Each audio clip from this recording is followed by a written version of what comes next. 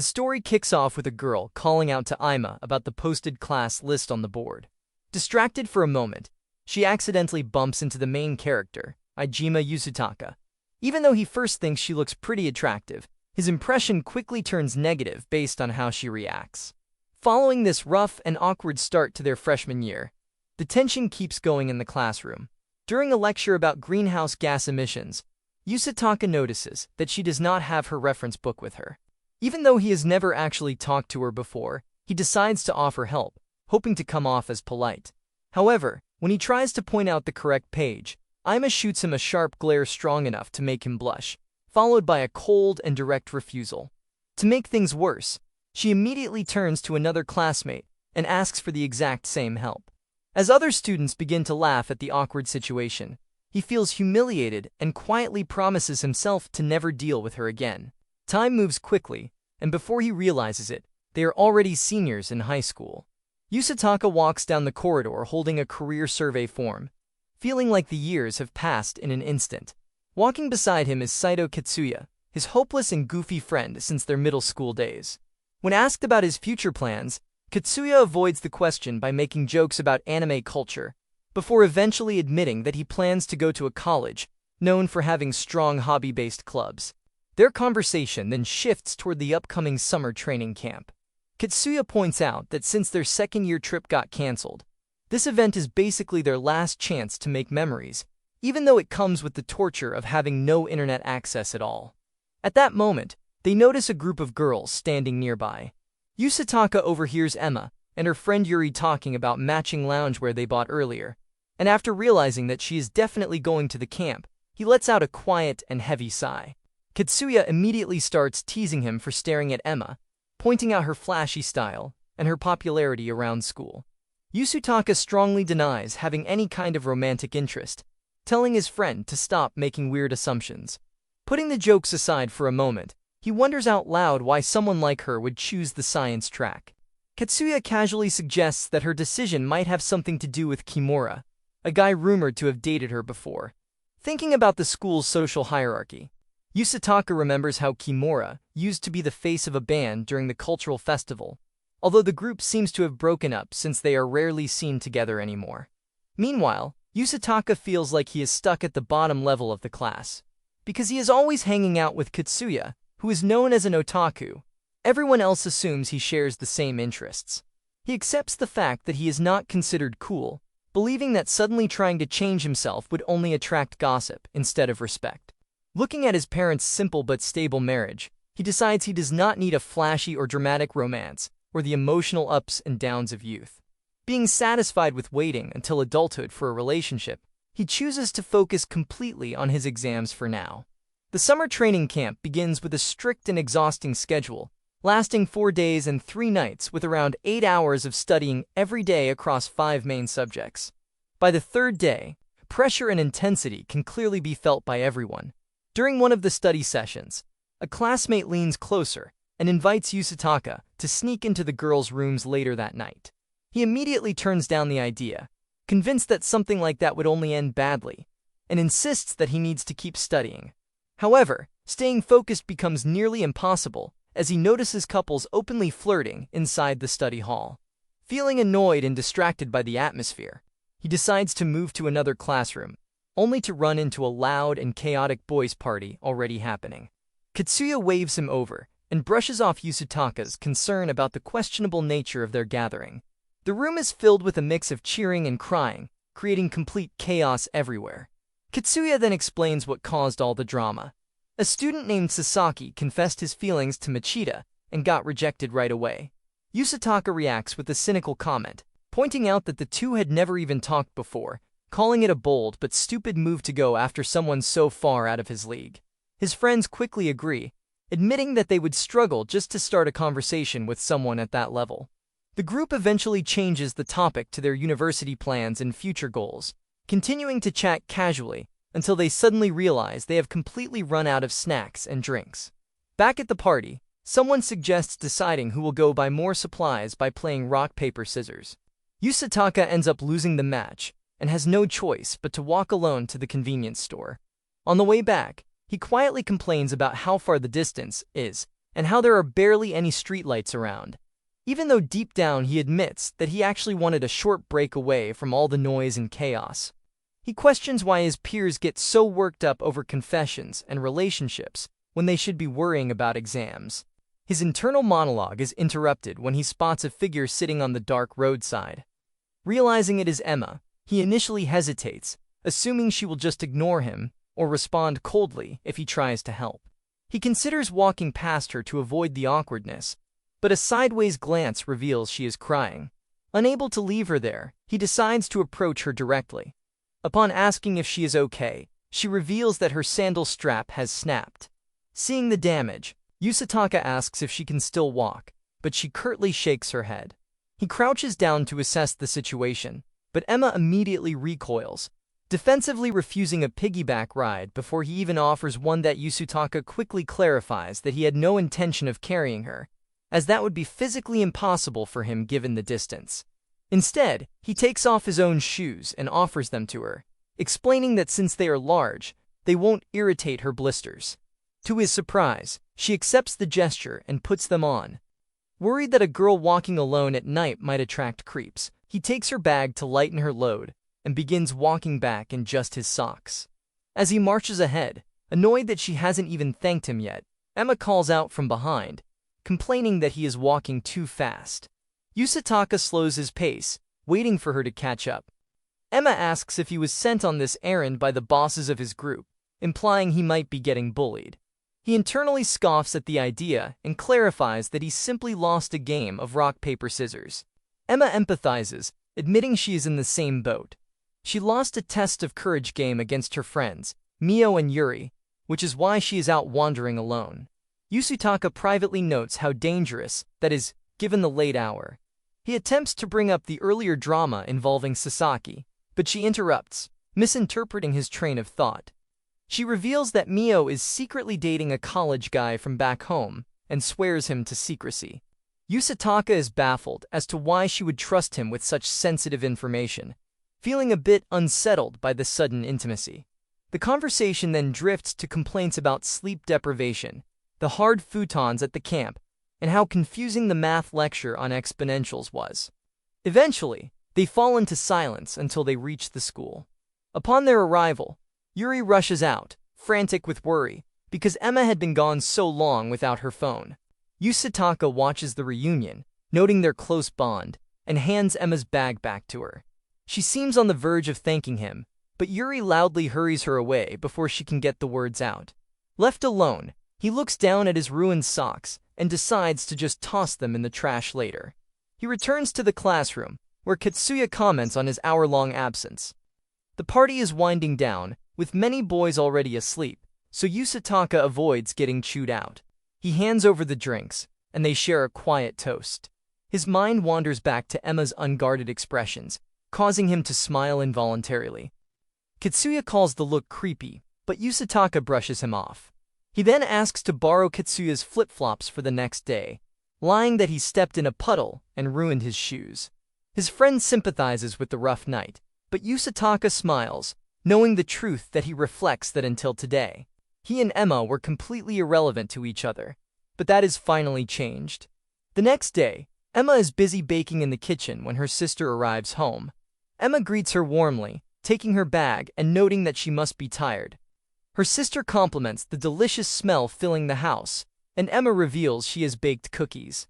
However, when her sister asks if the training camp was fun, Emma's expression immediately darkens as traumatic memories from the trip resurface. In a flashback to the camp, the girls are having a lively time in their room until they decide to play a traditional game of rock, paper, scissors to determine who has to go on a supply run. Emma loses the game and finds herself walking alone to the convenience store, muttering complaints about her bad luck. Her solitude is interrupted when a male student approaches her, calling her name familiarly. Emma tries to ignore him, continuing to walk, but he follows her, insisting on chatting. She vaguely recognizes him as a former committee member who used to stare at her during their second year. He presses on, claiming it is dangerous for her to be out alone and offering to walk with her. Although she feels uncomfortable, she worries it would be rude to outright ignore a former classmate. Taking her silence for compliance, the boy's behavior escalates. He comments on how cute she looks without makeup, before suddenly grabbing her in an unwanted embrace. Terrified, she shoves him away and sprints into the darkness, hiding behind a tree until he gives up searching. Once the path is clear, she tries to walk back, but her sandal strap snaps, leaving her stranded and in tears. Back in the present, Emma shakes off the heavy memory. Her sister, sensing the shift in mood, suggests they sit down for tea as they eat the cookies. Her sister gently encourages her to remember the good parts of the trip. Emma's gaze drifts to a pair of men's shoes drying nearby. She recalls how Yasutaka found her crying on the roadside and helped her when she was at her lowest. Realizing she never thanked him or returned his shoes, a small smile touches her lips, which her sister notices with relief. Meanwhile, at Yasutaka's house, he returns home only to be immediately put to work. Despite his protest that he needs to study for exams, his mom insists he cook the rice, citing the house rule. Those who do not work do not eat. Frustrated, he heads to the kitchen. Moments later, the doorbell rings. Hearing his mom chatting with the girl at the door, Yasutaka assumes it is a scam and decides to ignore it. However, his mom calls out to him, saying his friend from school is here. Confused, he walks to the entryway and is shocked to find Emma standing there, holding out a shopping bag containing his clean shoes. She hands over the bag containing his shoes, assuring him she washed them. Yasutaka points out she could have waited until after summer break to return them, but she insists that keeping a boy's shoes at her place felt too awkward. She then presents a second, smaller bag. Confused, he opens it to find homemade cookies.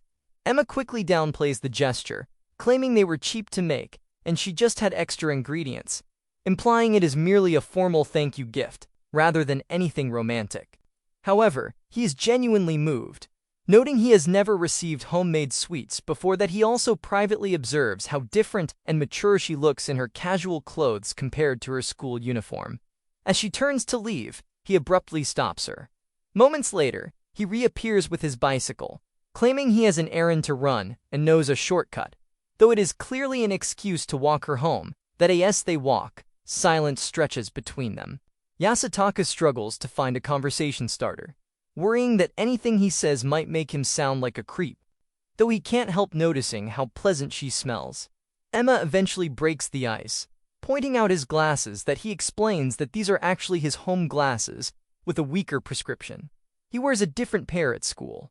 Emma bluntly remarks that these look much better, admitting she assumed he was an intense otaku based on his vibe at school, that he quickly corrects her misconception, clarifying that he doesn't actually share those hobbies. Surprised, she asks why he spends so much time with Katsuya then. Yasutaka defends his friend, explaining that despite Katsuya's obsessions, he is a genuinely good guy who is knowledgeable and loyal, even bringing him notes when he was out sick. Emma nods, accepting that Katsuya is actually a good person, prompting Yasutaka to mentally thank his friend for boosting his social stock. The conversation shifts to names, with Emma apologizing for misreading his earlier. Yasutaka says this happens a lot, because his name uses a strange mix of two different Japanese reading styles, that he jokes that it's his parents' fault for choosing it that way. Feigning ignorance, he asks for her first name again. When she replies with Emma, he compliments it as a nice balance between flashy and plain. She explains she was named after a foreign actress, which leads Yasutaka to realize her slightly mixed features match the name perfectly. Suddenly, her phone buzzes. She mentions checking the class roster earlier, and noticing he only had a landline listed. Yasutaka explains that upon entering high school, his parents gave him a choice between a smartphone or a computer. He chose the latter. Emma is baffled, unable to imagine life without a phone, and asks what could possibly be so important about a computer that he reveals that he uses it for programming, participating in contests where he can win prize money. Emma immediately labels this a serious otaku behavior. When Yasutaka tries to defend himself by pointing out that programming is part of the elementary school curriculum now, she simply laughs, telling him that such a logical defense is precisely what an otaku would say. Defeated by her logic, he falls silent. Emma continues to press the issue, suggesting that Yasutaka could at least get a phone on a family plan. He finds her persistence puzzling. wondering if perhaps her parents work for a cellular company. Their debate is interrupted when they spot an elderly woman looking distressed nearby. Emma immediately recognizes her as a local granny and rushes over to check on her. The woman declares that she missed her bus and is in a rush, but there are no taxis in sight. Yasutaka points out that taking a cab in this area is nearly impossible and suggests heading to the station. However, Emma takes charge, pulling out her smartphone to use a ride-sharing app, a trick her mother taught her for emergencies. Watching Emma comfort the woman until the car arrives, Yasutaka is impressed that he realizes that beneath her cool exterior, she possesses a genuinely caring side. Once the car picks the woman up, Emma immediately uses the victory to reiterate her point. He needs a smartphone. Yasutaka remains stubborn, insisting he will wait until college to get one. When Emma calls him a contrarian, he shrugs it off with a self-deprecating remark, claiming he doesn't need a phone right now because he isn't cute or popular like her. To his surprise, Emma gasps and looks away, abruptly blaming the summer heat for her flushed face that he is left confused, wondering if he said something to offend her. They eventually reach the station and part ways. Riding his bicycle home, Yasutaka reflects on the surreal experience that he finds it hard to believe he just walked and talked so naturally with a girl who seems completely out of his league. It felt like a dream. Back in his room, he announces his return and sits on his bed with the bag of cookies Emma gave him. Taking a bite, he confirms that her earlier claim was no lie. They really are delicious. After summer break, Katsuya greets Yasuo, asking if he looks any different after the summer break. Yasutaka studies him for a moment before dismissing the idea, joking that usually only the guys who quit the baseball team undergo drastic changes during the holidays. However, their conversation is cut short by a commotion. Emma enters the classroom sporting a new dark hairstyle, immediately drawing the attention of every boy in the room. One male student confidently approaches her, complimenting her new look and claiming she is exactly his type. Yasutaka is amazed by the guy's audacity, but Emma simply stares at him blankly, asking who he is. Crushed, the boy reveals he is a Gusa from the baseball team. His hair has grown out from his previous buzz cut, making him unrecognizable. Yuri winces at the brutal rejection, while Yasutaka silently agrees that it was a rough moment for the guy. Despite the chaos, he finds himself thinking, Emma looks cute that he glances her way, and she looks back, a subtle exchange that Yuri catches immediately. When pressed, Emma denies looking at anyone. Meanwhile, Katsuya tries to discuss the season's anime lineup, but realizes his friend is barely listening. Smirking, he invites Yasutaka to their usual burger place after cram school for a serious talk. Later that evening, Yasutaka waits at the cafe, wondering why the invitation felt so formal. Katsuya arrives wearing a triumphant smile, but he is not alone. A girl is standing beside him. Yasutaka stands up in shock as the girl confirms his identity. He stammers, unable to believe that his otaku friend has managed to get a girlfriend. Katsuya explains that they met while lining up for a summer event. The girl had started feeling unwell, and Katsuya, always prepared, offered her medicine and a drink. Yasutaka asks since when he became so thoughtful, to which Katsuya replies that he always brings supplies to events, that it was simply good timing. They ended up talking, exchanged numbers, and discovered they lived in the same neighborhood. As they settle in to enjoy their drinks, our lad listens to the story, feeling a mix of amazement and hesitation. Yasutaka stands up to leave the burger cafe early, making a polite excuse about having things to do so he doesn't intrude on the new couple. Katsuya's girlfriend kindly suggests they all grab food together sometime, and Yasutaka agrees before exiting. As he walks away, he spots them holding hands through the window, that he feels a moment of genuine happiness for his friend, realizing that even an otaku can find romantic success if he is bold enough. However, as he heads toward the station, his mood sours. He has a long wait for his train, giving him ample time to dwell on his own life, that he feels pathetic for studying so hard like a good little test taker, only to receive terrible practice exam scores. He spirals into depression, feeling boring and unremarkable compared to his friend. Just as his frustration peaks, a hand slaps his back, startling him that he spins around to find Emma, who immediately comments on his gloomy expression. She teases him, claiming that looking so depressed makes him seem even more like a stereotypical otaku, and playfully taps his hand, telling him to straighten up. She asks why he is alone, wondering where Katsuya is since she saw him earlier. Yasutaka is briefly annoyed that people treat them as a package deal, but eventually admits that his friend is currently on a date with a girlfriend. Emma is stunned by the news. She quickly bursts into laughter, teasing him about being dumped by his best friend, and feeling left behind now that Katsuya is in a relationship. She loudly sympathizes with how sad his situation is. Yasutaka hurriedly shushes her to avoid a scene. An awkward silence settles between them until the train finally arrives.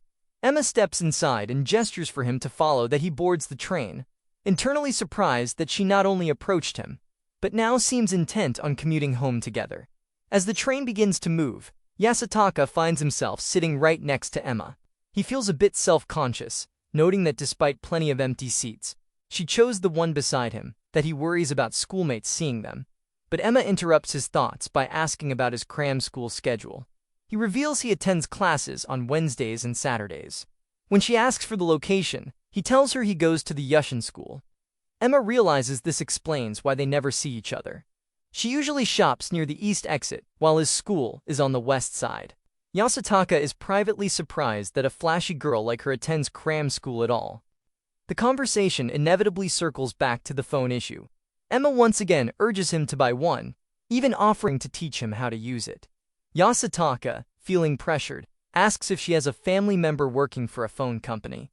Emma is taken aback by the sudden question, but admits her sister works for an affiliate, though she insists that isn't the reason she is asking. Yasutaka then changes the subject, pointing out her new hairstyle. Emma's face lights up at the observation. She explains that she changed it hoping the style would be more popular. Yasutaka is baffled, thinking she is already plenty popular and wondering how greedy one can be. But aloud he simply agrees that it looks good and that everyone else would think so too. Emma falls silent at his generic compliment that Tio bridged the gap. Yasutaka mentions that he looked up the actress she was named after, Emmanuelle Bayard. He gushes about her older films, specifically noting how shockingly cute and angelic she was in a certain role, and tells Emma that she really does resemble the actress. Emma remains quiet, eventually asking if people ever call him an airhead, because he says such flattering things so casually without realizing their impact. Yasutaka denies being spacey, missing her point entirely.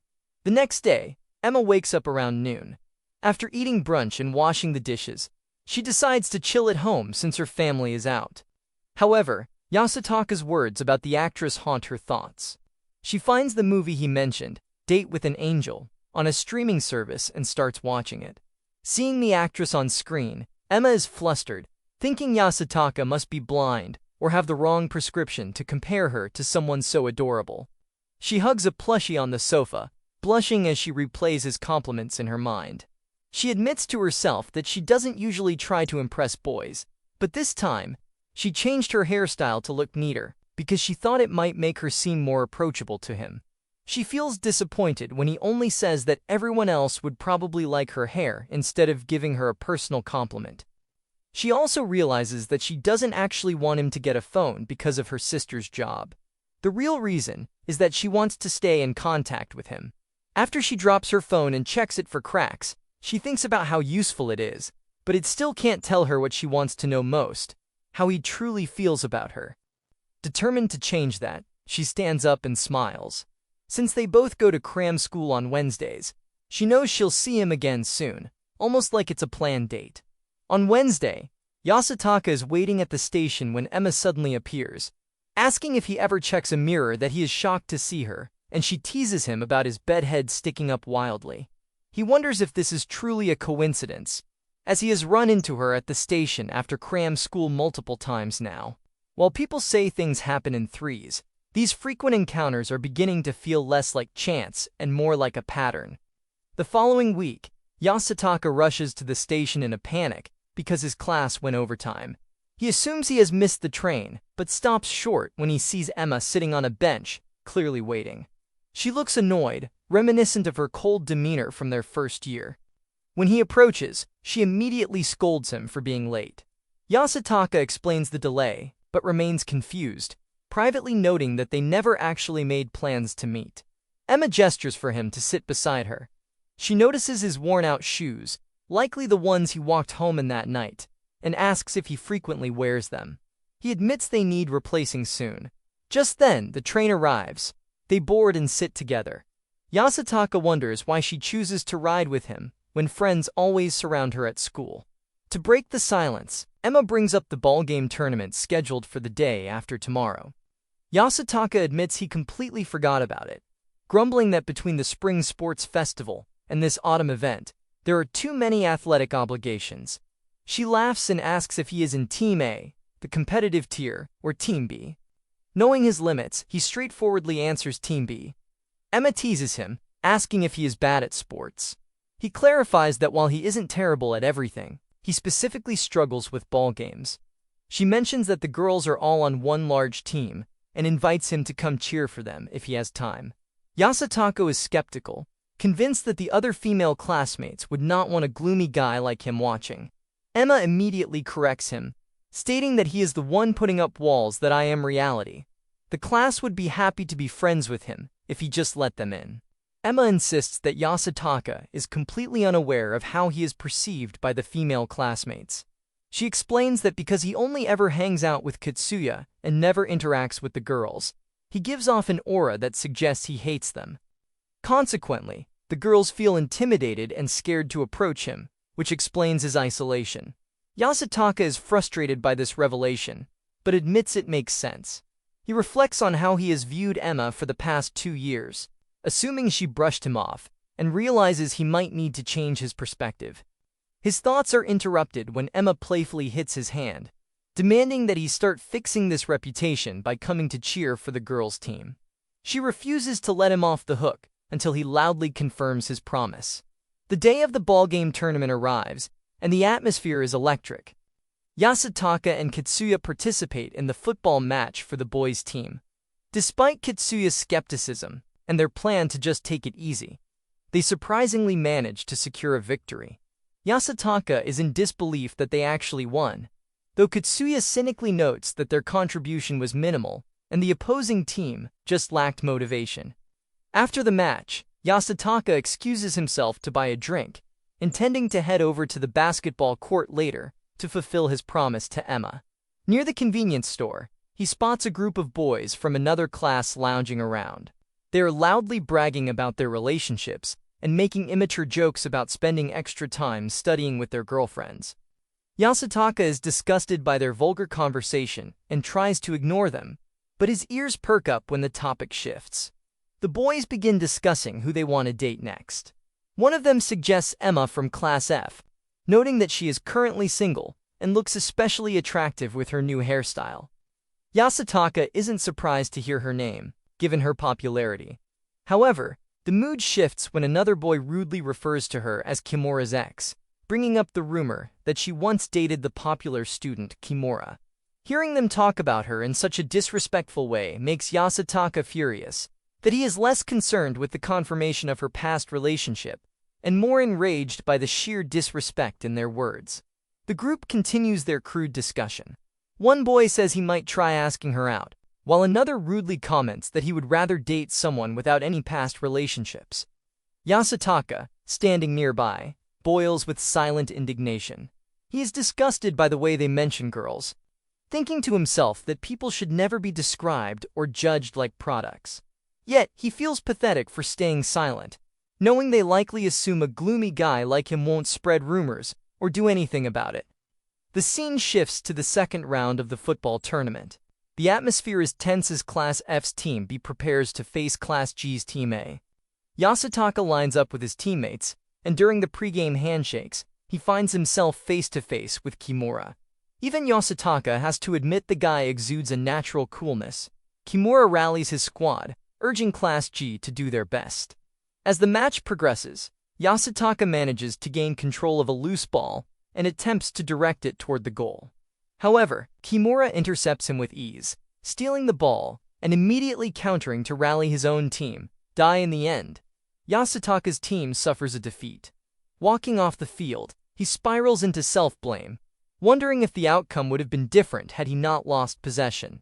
Though he realizes they likely would have lost on penalties anyway, that he begrudgingly respects Kimura's talent, acknowledging that the guy is tall, athletic, and handsome.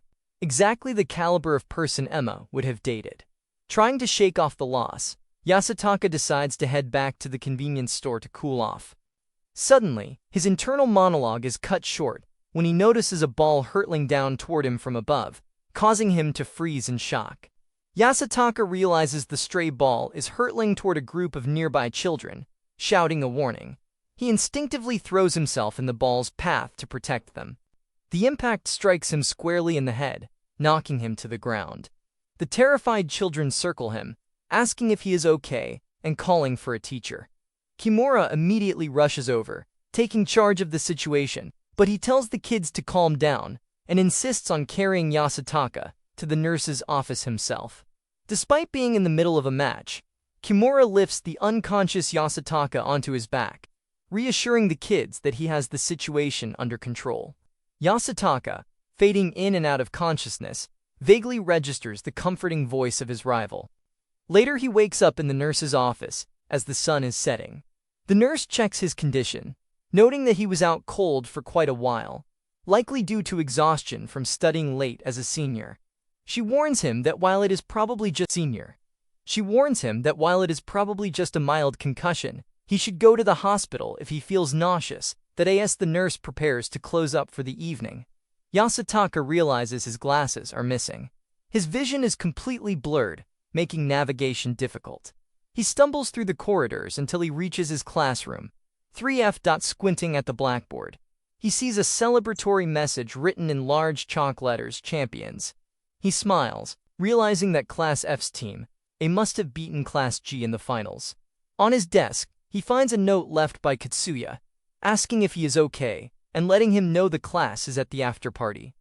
Yasutaka figures the party will be over by the time he arrives, so he prioritizes finding his glasses instead. Just then, a voice calls out from behind him. He turns around, squinting through the blur, and is shocked to realize it is Emma. She approaches Yasutaka and hands him his missing glasses, explaining that she retrieved them from Shin. He thanks her but immediately latches onto the nickname, realizing she is referring to Kimura with a level of familiarity that implies a close bond. She also hands him a boxed lunch, correctly guessing that he skipped eating due to his injury. When he offers to pay her back, she refuses, insisting that this settles the debt she owes him from the night he lent her his shoes. As he eats, Yasutaka asks about the class after-party. Emma admits she bailed halfway through to come check on him. She fills him in on the sports results, playfully guilt-tripping him by saying the girls made the semi-finals, but lost specifically because he didn't show up to cheer.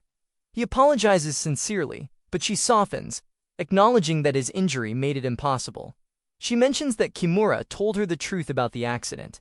Yasutaka didn't just get hit, he deliberately moved into the ball's path to protect the kids. While she calls his actions reckless and exasperating, asking why he couldn't have just dodged, her tone suggests concern rather than anger. Yasutaka defends Kimura, calling him a genuinely cool and good guy. Seeing an opening, he decides to satisfy his curiosity and asks Emma why she and Kimura broke up. Emma reacts with explosive shock, shouting that they can't break up because they never dated in the first place. Yasutaka is stunned, pointing out how often they were seen together earlier in the year. Emma sighs, complaining that otakus always jump to conclusions based on proximity. She explains the reality. Their mothers were classmates and best friends, so she and Kimura grew up as neighbors and childhood friends. Yasutaka feels foolish, realizing he projected a standard romance trope onto them. Emma then drops the final bombshell. The reason Kimura was hanging around her so much wasn't because he was interested in her, that he has been in love with her older sister, Risa, since they were kids. After running into Risa again recently, Kimura had been pestering Emma constantly just to get updates on her sister. Yasutaka pieces together the situation. Kimura likely knew about the rumors regarding him and Emma, but chose not to deny them, using the gossip as a convenient shield to keep other girls from approaching him. Yasutaka concludes that being popular is a massive hassle. Emma confirms that once Kimura finally worked up the courage to approach her sister directly before the summer, he stopped pestering Emma for information entirely. While Emma seems unbothered, Yasutaka feels indignant on her behalf. He worries that she was used as a convenient tool by her childhood friend. A darker thought crosses his mind. What if she secretly liked Kimura, but is now seeing him interested in her sister?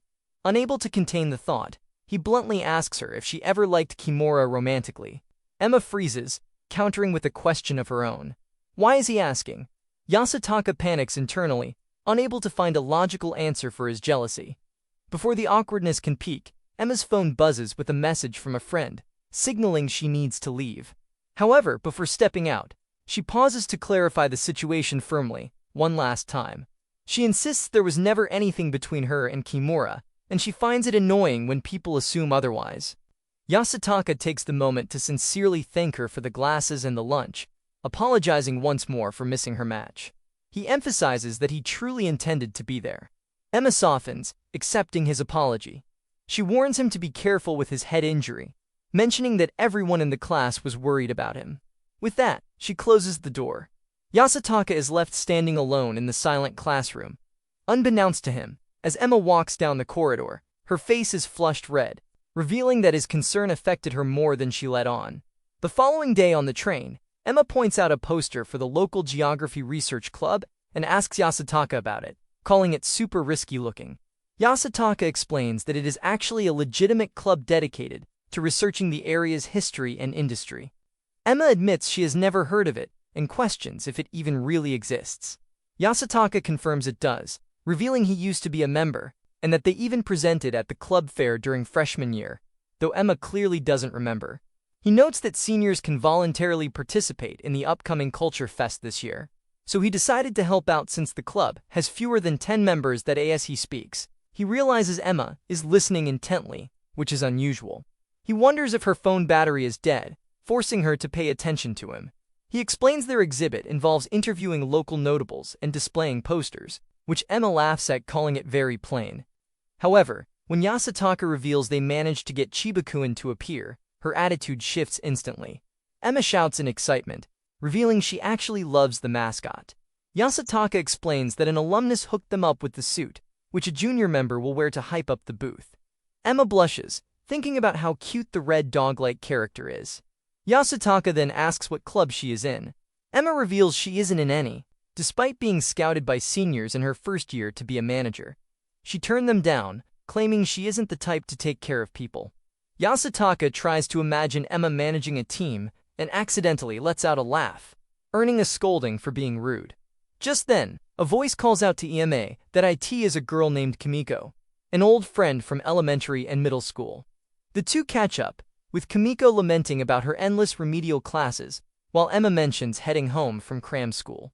Yasutaka, not wanting to intrude on their reunion, stands up to offer his seat and move away. However, Emma stops him, offering to hold his bag instead. Kimiko looks between them, clearly wondering about their relationship status.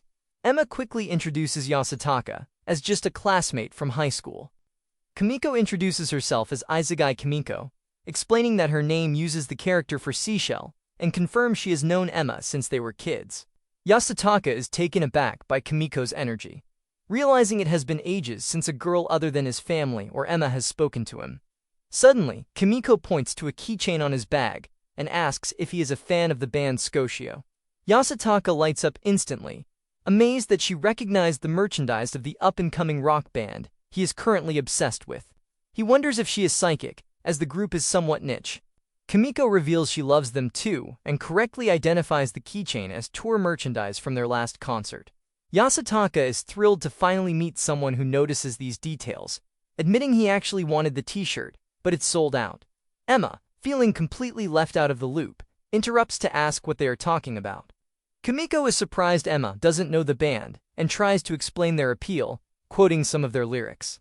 Yasutaka privately notes that while Scotia has a strong cult following among music fans, they are probably too artsy for a general crowd. The two fans continue to bond, ignoring Emma. They discuss the struggle of getting tickets, with Yasutaka explaining he won a web presale lottery to avoid the insane resale prices. They exchange contact information to keep talking about music. Yasutaka eventually notices Emma sitting in stony silence. When he asks what is wrong, she sternly replies nothing. He assumes she is simply sulking because she isn't used to being the third wheel. Kimiko tries to include her by showing photos of the band members, insisting they are good-looking. Our lad doubts Emma would be interested. After all, he thinks she probably goes for the bold, confident type rather than shy, artsy musicians. Later at home, Yasutaka burns a copy of the band's concert onto a DVD that he decides that giving her a copy is less hassle than lending the original and having to meet up again to get it back. He drafts a formal email to Kimiko, identifying himself as the guy from the train and asking when and where she would like to meet to receive the promised DVD. He hits send, feeling a rare excitement about connecting with a fellow fan. That to his surprise, a reply comes through almost immediately. He opens the message, but the content leaves him completely amazed. The next day, Yasutaka and Emma are the last students left in the classroom, finishing their cleaning duties. Breaking the silence for the first time on campus since their freshman year, Yasutaka asks her for Kimiko's email address. He explains that the address he currently has keeps bouncing back, likely due to a spelling error. Emma acts hesitant, evasively claiming she cannot give out personal information. When he suggests she simply pass the DVD to Kimiko for him, Emma refuses that as well, telling him to do it himself. Yasutaka argues that he cannot rely on fate to bump into her friend again. When Emma suggests that perhaps Kimiko gave him a fake address on purpose, that a fan asking for a DVD wouldn't tell a dumb lie. Seeing her stubbornness, he teasingly asks if she is perhaps jealous. Emma shouts in denial, but a blush betrays her anger. He gently points out that Kimiko is likely looking forward to the concert footage, so she shouldn't be mean about it. Before she can respond, a group of girls interrupts, calling Emma away. She leaves immediately, leaving Yasutaka to finish cleaning alone. He sighs, realizing that talking to her at school is like navigating a minefield, that he worries about how to get the DVD to Kimiko without lurking around her neighborhood like a creep. However, when he opens his shoe locker to leave, he discovers a slip of paper inside. It contains the correct email address. Yasutaka smiles, realizing that despite her attitude, Emma decided to help him after all, though he wishes she had just been honest from the start. Later at home, he sends a test message to the new address. Kimiko replies immediately, explaining that his previous emails weren't coming through. They quickly arrange a meeting, as she wants to watch the concert footage as soon as possible. Since her school is far away and weekdays are busy, they agree to meet on Saturday at 3 p.m. in front of the owl-shaped police box near Chiba Station. Kimiko playfully adds a LOL to her message, asking what she should wear for their first date. Yasutaka is startled by the joke, noting that Emma would never crack a joke like that, even for money. He keeps his reply safe, telling her to just dress normally. On Wednesday, Yasutaka waits at the station as usual, but Emma does not show up. That he waits for a long time before finally accepting that she isn't coming. He reminds himself that they never actually promised to meet. They just happened to coincide recently. Disappointed, he boards the train alone. Saturday arrives. Yasutaka stands by the owl police box, checking the time. He briefly indulges in the idea of this being a date before dismissing it as ridiculous. Suddenly, he spots a girl with long hair, and his heart jumps. Thinking it is Emma, he quickly realizes it is a stranger and chides himself for hallucinating. Just then, Kimiko calls out to him from behind. She smiles, apologizing for being late, and remarks that he looks very different in his casual clothes compared to his school uniform. Yasutaka feels self-conscious about his outfit, which he bought over New Year's based on recommendations from his sister and Emma. Although Emma had previously critiqued the fit, Kimiko smiles warmly, telling him the look suits him. Even if it is just flattery, the compliment boosts his confidence. Changing the topic, he hands over the promised DVD. When Kimiko asks when she should return it, he tells her to keep it, explaining he burned a separate copy for her. She is pleasantly surprised by his generosity and insists on treating him to a coffee as a thank you. They move to a nearby cafe. After a brief discussion about the band's latest album, which Yasutaka admits isn't quite as good as their older work, Kimiko shifts the conversation to Emma, asking how she is doing at school. Yasutaka replies that she is super popular, but Kimiko sighs, describing her childhood friend as awkward and easily misunderstood. Yasutaka is skeptical, viewing Emma as willful, blunt, and socially calculated. However, Kimiko reveals the context behind that behavior. Emma was targeted by older girls in middle school because popular boys liked her, leading to her being frozen out by her female peers. Hearing this, Yasutaka realizes Emma's current behavior, prioritizing her female friends and keeping boys at a distance, is likely a defense mechanism born from those bitter memories. Kimiko suggests that having a steady, reliable guy like Yasutaka around is good for Emma. But he quickly shuts that idea down that he clarifies that they barely interact at school and only walk home together on Wednesdays due to their cram school schedules aligning.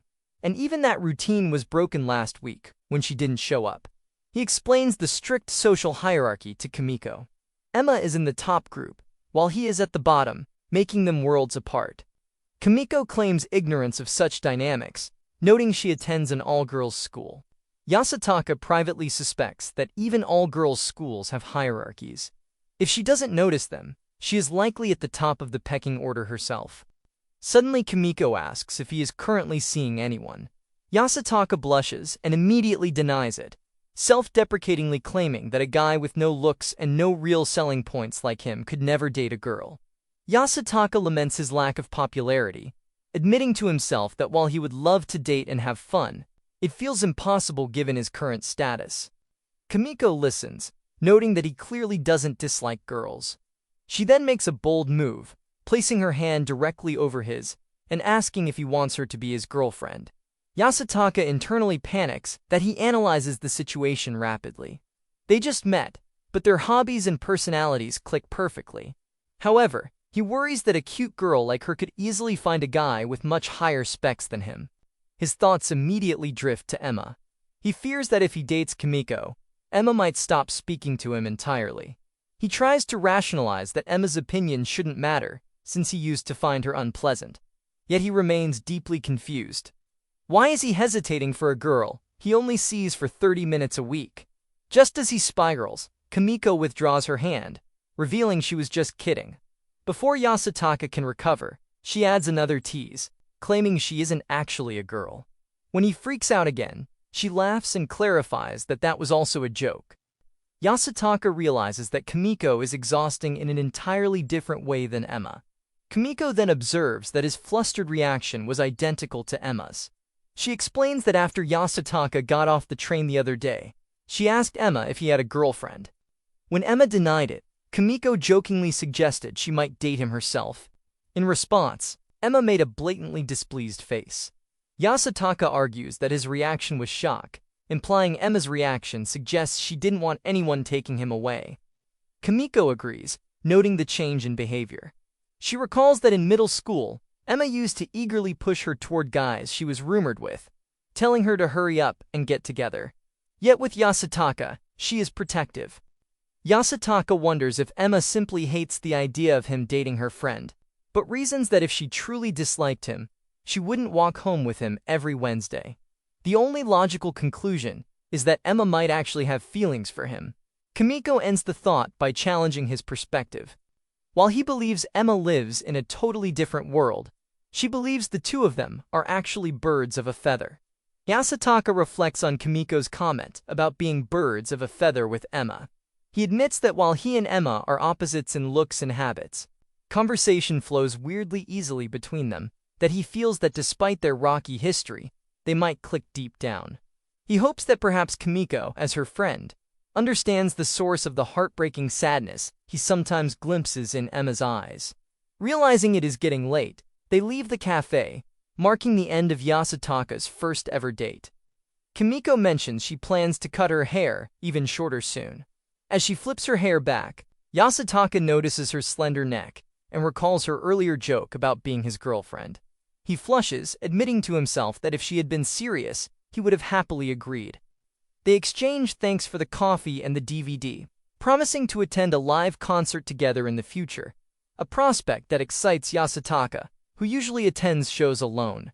Kimiko also promises to visit his school festival next week to see the local Geography Research Club exhibit, genuinely thinking it sounds cool.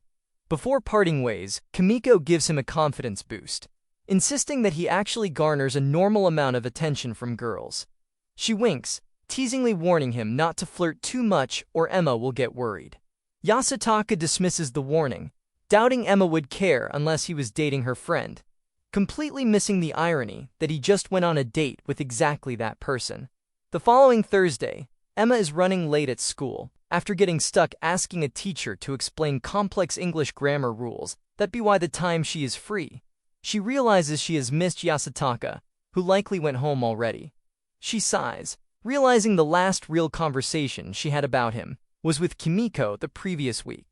In a flashback to that train ride, Kimiko had expressed jealousy over co-ed schools and bluntly asked if Emma was dating Yasutaka. Emma denied it so loudly that other passengers stared. Flustered, she insisted there was no way she would date a brusque, spacey otaku like him, claiming she prefers calm, dependable older men. However, internally, she felt conflicted, wishing he would show a bit more attachment to her. Kimiko pressed on, asking if Yasutaka had a girlfriend. Emma assured her he didn't, describing him as unpopular, plain, and gloomy. Despite her harsh words, she privately acknowledged that he is actually a decent, gutsy guy who stood up for a younger student. Hearing he was single, Kimiko declared that she might ask him to be her boyfriend next time she saw him. Emma panicked, trying to dissuade her friend by emphasizing his otaku nature. To her dismay, Kimiko countered that he is exactly her type because he seems genuinely kind. Emma realized with a sinking heart that she had no right to block her friend's happiness. However, as she listed Yasutaka's traits in her mind, his kindness, his gentleness, and their shared taste in music, she came to a terrifying conclusion. Yasutaka and Kimiko are actually a perfect match. The realization that they might start dating hits her hard, and she desperately hopes Kimiko's interest is just a passing phase. On Saturday, Emma mopes around the house, her mood visibly damp. Her sister notices the gloominess, pointing out that Emma has been acting off since Wednesday. Emma deflates, claiming her head still hurts a bit, but insisting she will be fine after taking some medicine. Her sister offers to stay close in case she needs anything, but Emma retreats to her room, ostensibly to study. However, focusing on her textbooks proves impossible. Emma is acutely aware that today is the day Yasutaka is meeting Kimiko to exchange the DVD. She catches herself glancing at the clock, imagining them together right now. She feels helpless, unable to ask him about it since they barely speak at school anyway. Just as she tries to force herself to concentrate, her phone buzzes with a message from Kimiko. Attached is a photo of Yasutaka in his casual clothes, accompanied by a text praising his surprisingly stylish look and asking Emma to reply soon. Emma looks at the picture and grumbles internally. She already knew he wasn't actually lame. She realizes that with a little effort, he could easily be popular, a thought that annoys her more than it should. Her mind spirals, wondering if Kimiko has already confessed to him. Overwhelmed by jealousy and anxiety, Emma abandons her studies entirely and buries herself in bed, trying to sleep the feelings away. Days pass without a word from either of them regarding the date, leading Emma to suspect they are hiding something from her. By the time Wednesday arrives, she heads to the station with low expectations, convincing herself Yasutaka won't be there. She resigns herself to a lonely commute and stops by a vending machine to buy some juice. Suddenly Yasutaka calls out to her from behind. He walks over, admitting he thought she wasn't coming. Emma is startled to see him waiting, especially since they never made an explicit promise to meet. He asks about her absence the previous week, and Emma lies, claiming she stayed home because she wasn't feeling well. Yasutaka expresses relief that she has recovered, but his concern only frustrates her further. She wonders why, if he was so worried, he didn't just speak to her at school where he saw her every day. They sit on the bench to wait for the train. The silence stretches between them, and Emma waits for him to bring up the weekend. When he remains quiet, she decides she can't handle the suspense any longer. She breaks the silence, asking for confirmation that he met with Kumiko on Saturday. Yasutaka smiles, asking if Kumiko already told her, which Emma interprets as a sign that he isn't trying to hide anything after all. Emma presses for details about the meeting, asking how it went. Yasutaka praises Kumiko as a ridiculously good person who spent most of the time worrying about Emma. Frustrated by his deflection, Emma thinks to herself that she knows Kumiko's character better than anyone. What she wants to know is what happened between the two of them. She bluntly demands to know if they are dating. Yasutaka struggles to suppress a laugh, raising his eyebrows at the accusation that he tells her she clearly cannot read a Nomi brain. There is no way a cool girl like Kumiko would give a guy like him the time of day. He explains they simply handed over the DVD, chatted briefly, and split up so Kumiko could get a haircut. Emma is confused, noting that Kumiko's hair wasn't that long to begin with. but she is more focused on Yasutaka's self-deprecation. She thinks he isn't nearly as inferior as he believes.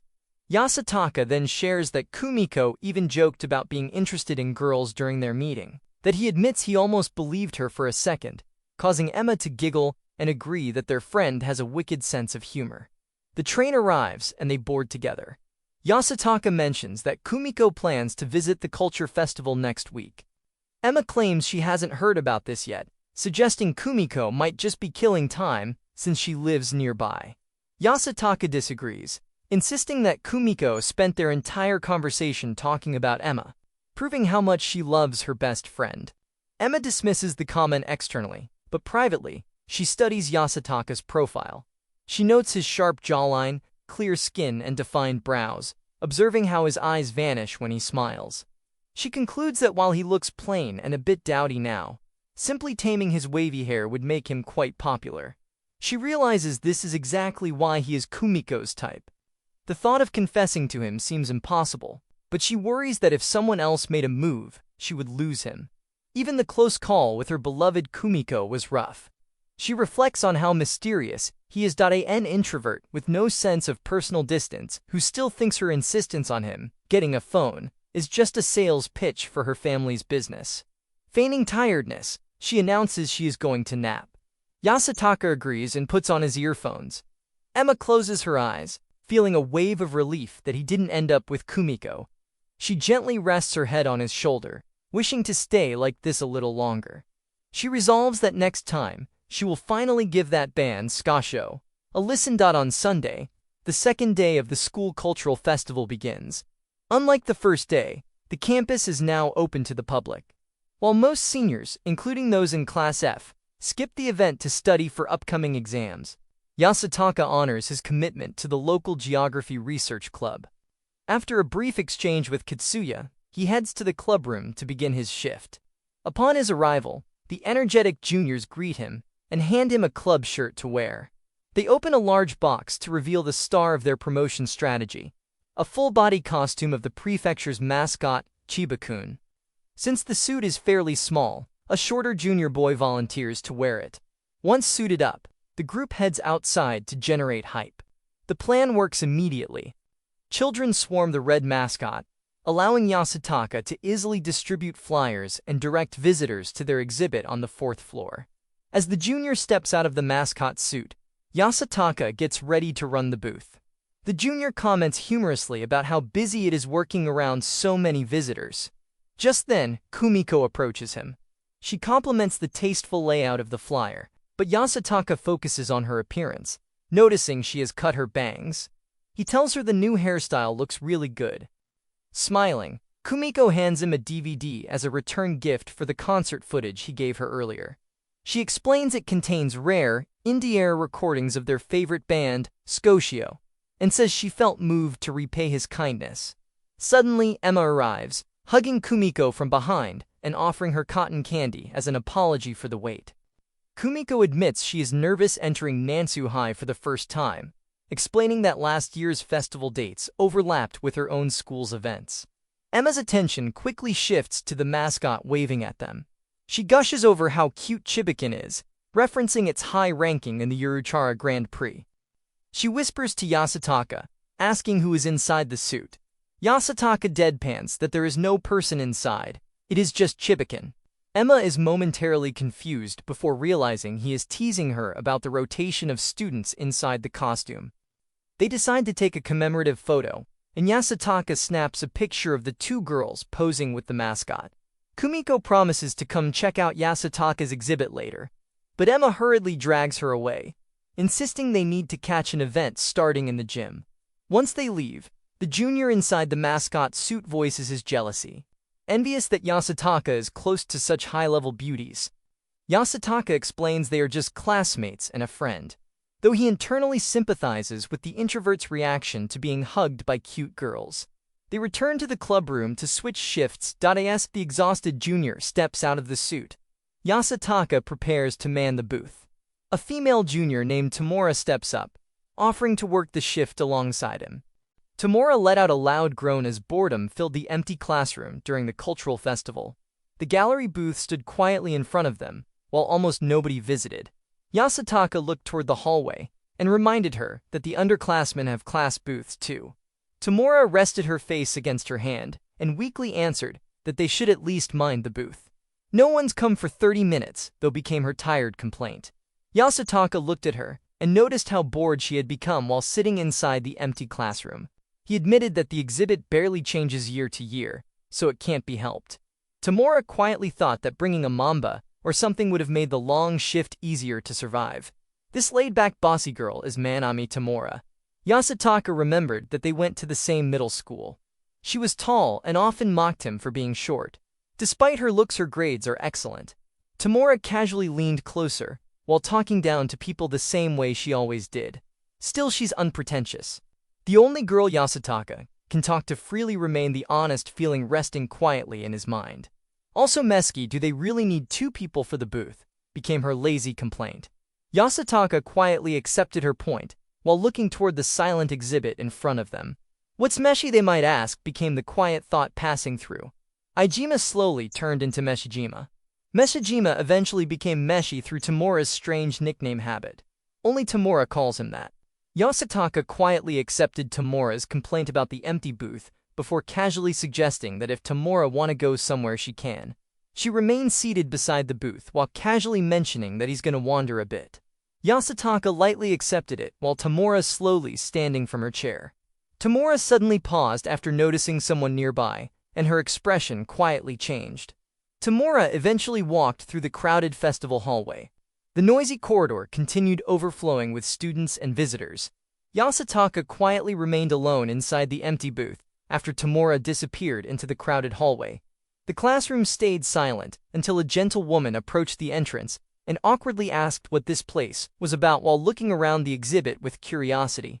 Yasutaka looked toward the unfamiliar woman and immediately felt that she was probably around his sister's age. Her soft smile and elegant appearance easily drew attention. Yasutaka politely explained that they were the local geography research club while guiding the beautiful woman through the quiet exhibit room. The woman quietly repeated the geography research club to herself, while nostalgia slowly appeared across her expression. Memories of visiting the place during an elementary school field trip returned to her as she stared outside the window. Yasutaka learned that she was a local after hearing that she went to the elementary school nearby. The woman smiled warmly and called the exhibit nice while admiring the coverage on stuff like this. The quiet praise brought a small sense of satisfaction to him. Risa smiled at the Geography Research Club and thought it seemed like a fun club. Yasutaka admitted that it was actually a boring club. Few activity days became the reason for joining it. Risa smiled softly and thought that joining the club might have happened if she had gone there before. Yasutaka realized that she did not graduate from that school. She explained that people thought she was an alum because she stayed local. She admitted that an application had once been sent there, but the result failed spectacularly. Yasutaka could only answer with a quiet sound while watching her walk ahead. She happily spoke about her little sister becoming a senior there now. Yasutaka quietly wondered if the little sister was in the same grade as him. Yasutaka stared at her while quietly wondering who the person could be. Kimura warmly called out to Risa with a gentle. Risa turned toward Kimura, while Yasutaka watched the scene in silence. The classroom door suddenly opened, and Kimura appeared before them. Risa sounded familiar to Yasutaka. The name slowly returned to his memory as the sister that Kitaka liked. Yasutaka quietly realized that Risa was Kitaka's sister. A resemblance could be seen between them. Both were beauties, yet the eyes were different. Kimura finally found Risa and greeted her warmly.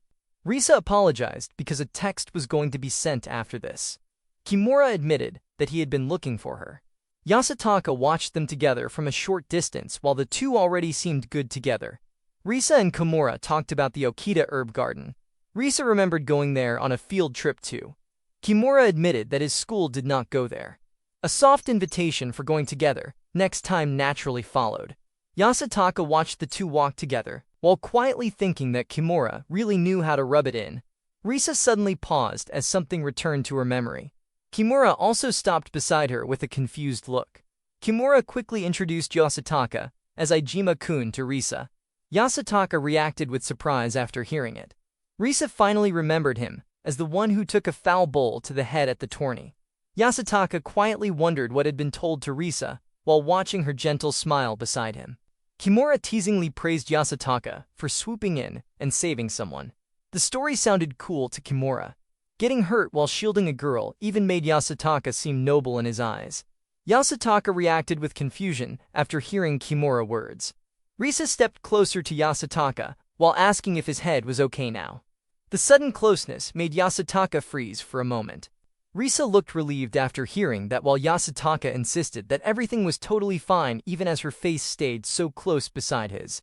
Risa warmly admitted that getting hurt easily had always followed her since childhood, so the situation felt understandable to her. A recent memory about slamming a finger shut in a car door and ending up at the hospital. Yasutaka listened quietly, while thinking that the story sounded painful. Kimura laughed warmly and hoped that both of them would stay careful from now on. Yasutaka answered with an awkward laugh. The easy closeness between them felt natural. A quiet thought crossed Yasutaka's mind that Emma could never compete with her. Risa's smile looked far beyond ordinary to Yasutaka. She felt like someone standing on another level entirely. Even the thought of receiving a smile a tenth as warmly from her seeming impossible in his mind. Kimura suddenly remembered that there was a light music club show in the gym at 4. Yasutaka quietly answered while Kimura casually agreed. Kimura performed on guitar and backing vocals this year. He invited Yasutaka to come watch if possible. The bright smile from Kimura carried easy confidence. Yasutaka felt dazzled by it while quietly thinking that reaching the show should still be possible. Risa answered with a warm great and Kimura returned the gentle thanks while Yasutaka stayed behind them in silence. Even a guy's heart would skip from that kind of charm, and Yasutaka tried to calm down. The gender-swapped cafe pulled Yasutaka into noisy attention as two students grabbed him with playful excitement, while another student in formal clothes stood nearby. A loud Kitsuya suddenly rushed forward with overwhelming energy, while Yasutaka stared in surprise. The sudden appearance broke the quiet mood and pulled Yasutaka back into the busy rhythm of the festival. The noise around the school continued without rest, and Yasutaka could only watch the crowd in silence. Kumiko looked toward with Emma while students passed around them. Their quiet expressions matched the soft mood of the festival. Yasutaka walked through the busy festival while students laughed and talked around the halls. Food stalls and decorations filled the school with noise and movement. Yasutaka walked alone through the hallway while students continued moving past him. Yasutaka returned to the classroom while the festival halls remained crowded with students and noise. They continued handing out flyers anyway, while trying to keep the booth active despite the slow atmosphere. The students worried that nobody would come all the way there so late. The group explained that the last Chohaba photo session still remained because nobody wanted to wear the suit. The problem spread through the room, while everyone looked unsure about what to do next. Yasutaka looked surprised after hearing that nobody could take the role.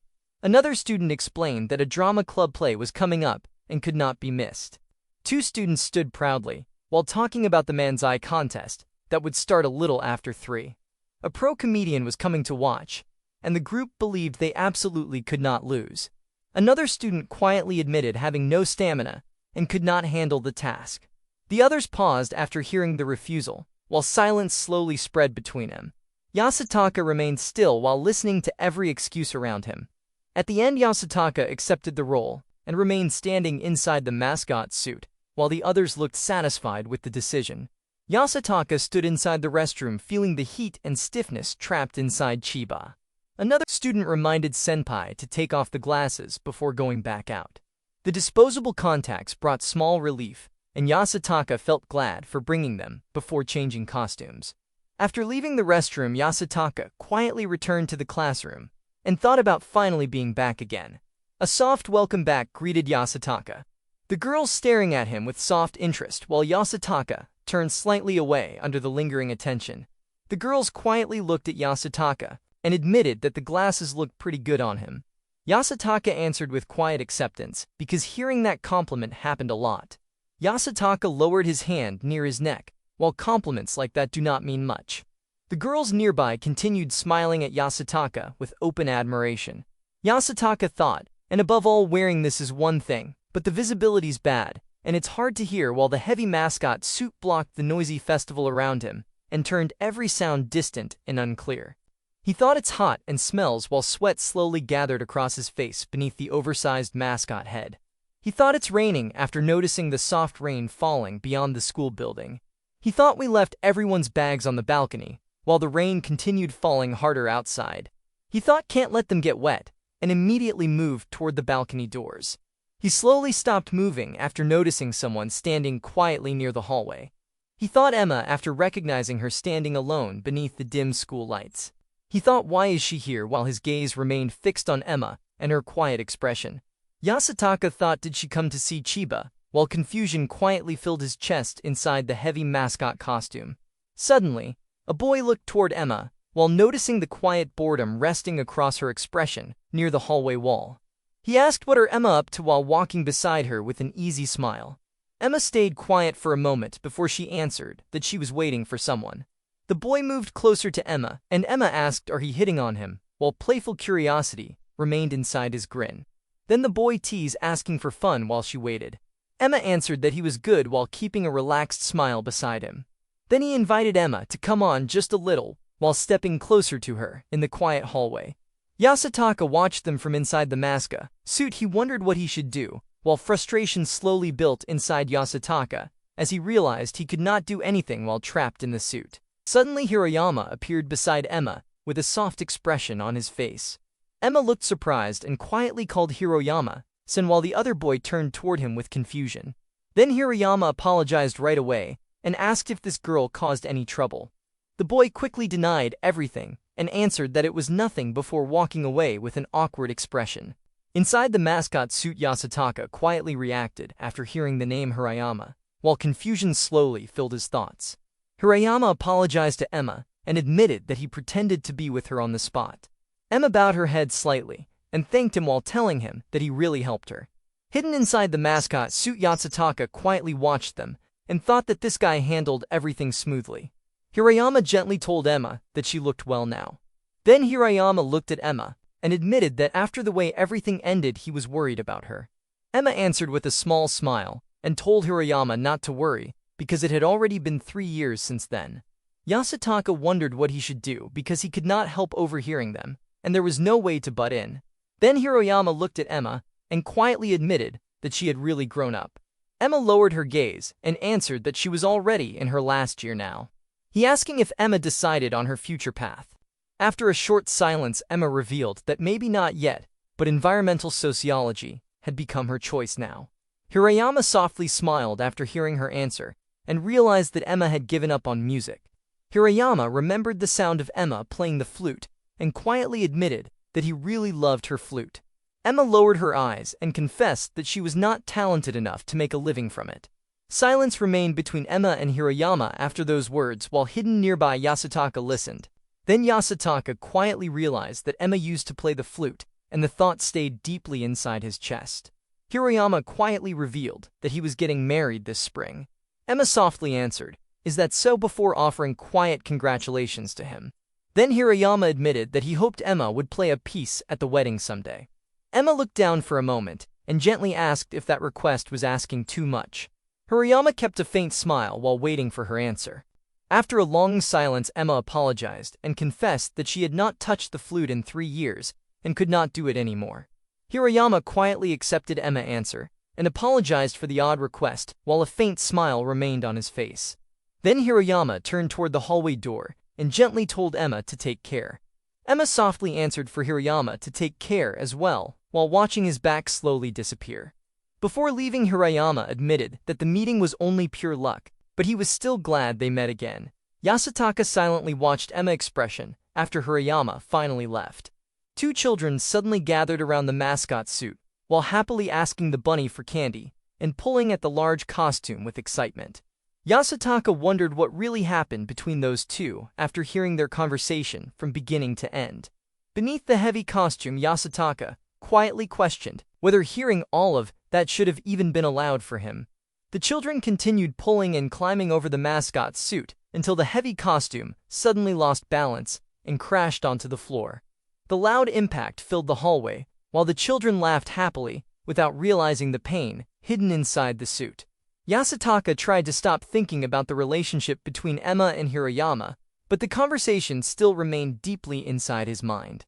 Then a quiet voice nearby gently asked if the mascot was okay. Kumiko suddenly appeared beside the fallen mascot, while concern filled her expression. Kumiko asked if Yasutaka was all right while leaning closer toward him in the hallway. Yasutaka let out a quiet ah, as surprise caught him off guard after hearing Kumiko speak directly toward him. Then Yasutaka remembered that Chiba does not talk, so Yasutaka needed to be careful. Yasutaka quickly realized that speaking was not supposed to happen, and silence returned around the two of them, while Kumiko stayed kneeling beside Yasutaka. Kumiko wondered if this was the local geography booth. Then Kumiko asked if Chiba knew where Yasutaka was because she could not find him anywhere around the crowded event. Yasutaka remembered that Kumiko said first and second years were the mascot suit, so Kumiko believed the person inside was not him. Yasutaka thought that explaining everything would be a pain, so pretending to be someone else felt easier for the moment. Kumiko looked toward the mascot with a thoughtful expression and quietly answered that she understood. Then Kumiko asked if the mascot had seen the long-haired girl who was with her earlier that morning. Yasutaka hesitated before admitting that he did see her, but another thought stopped him from speaking too much. Yasutaka believed she probably did not want what happened to become known, so Yasutaka decided that Kumiko could not be told about seeing Emma there.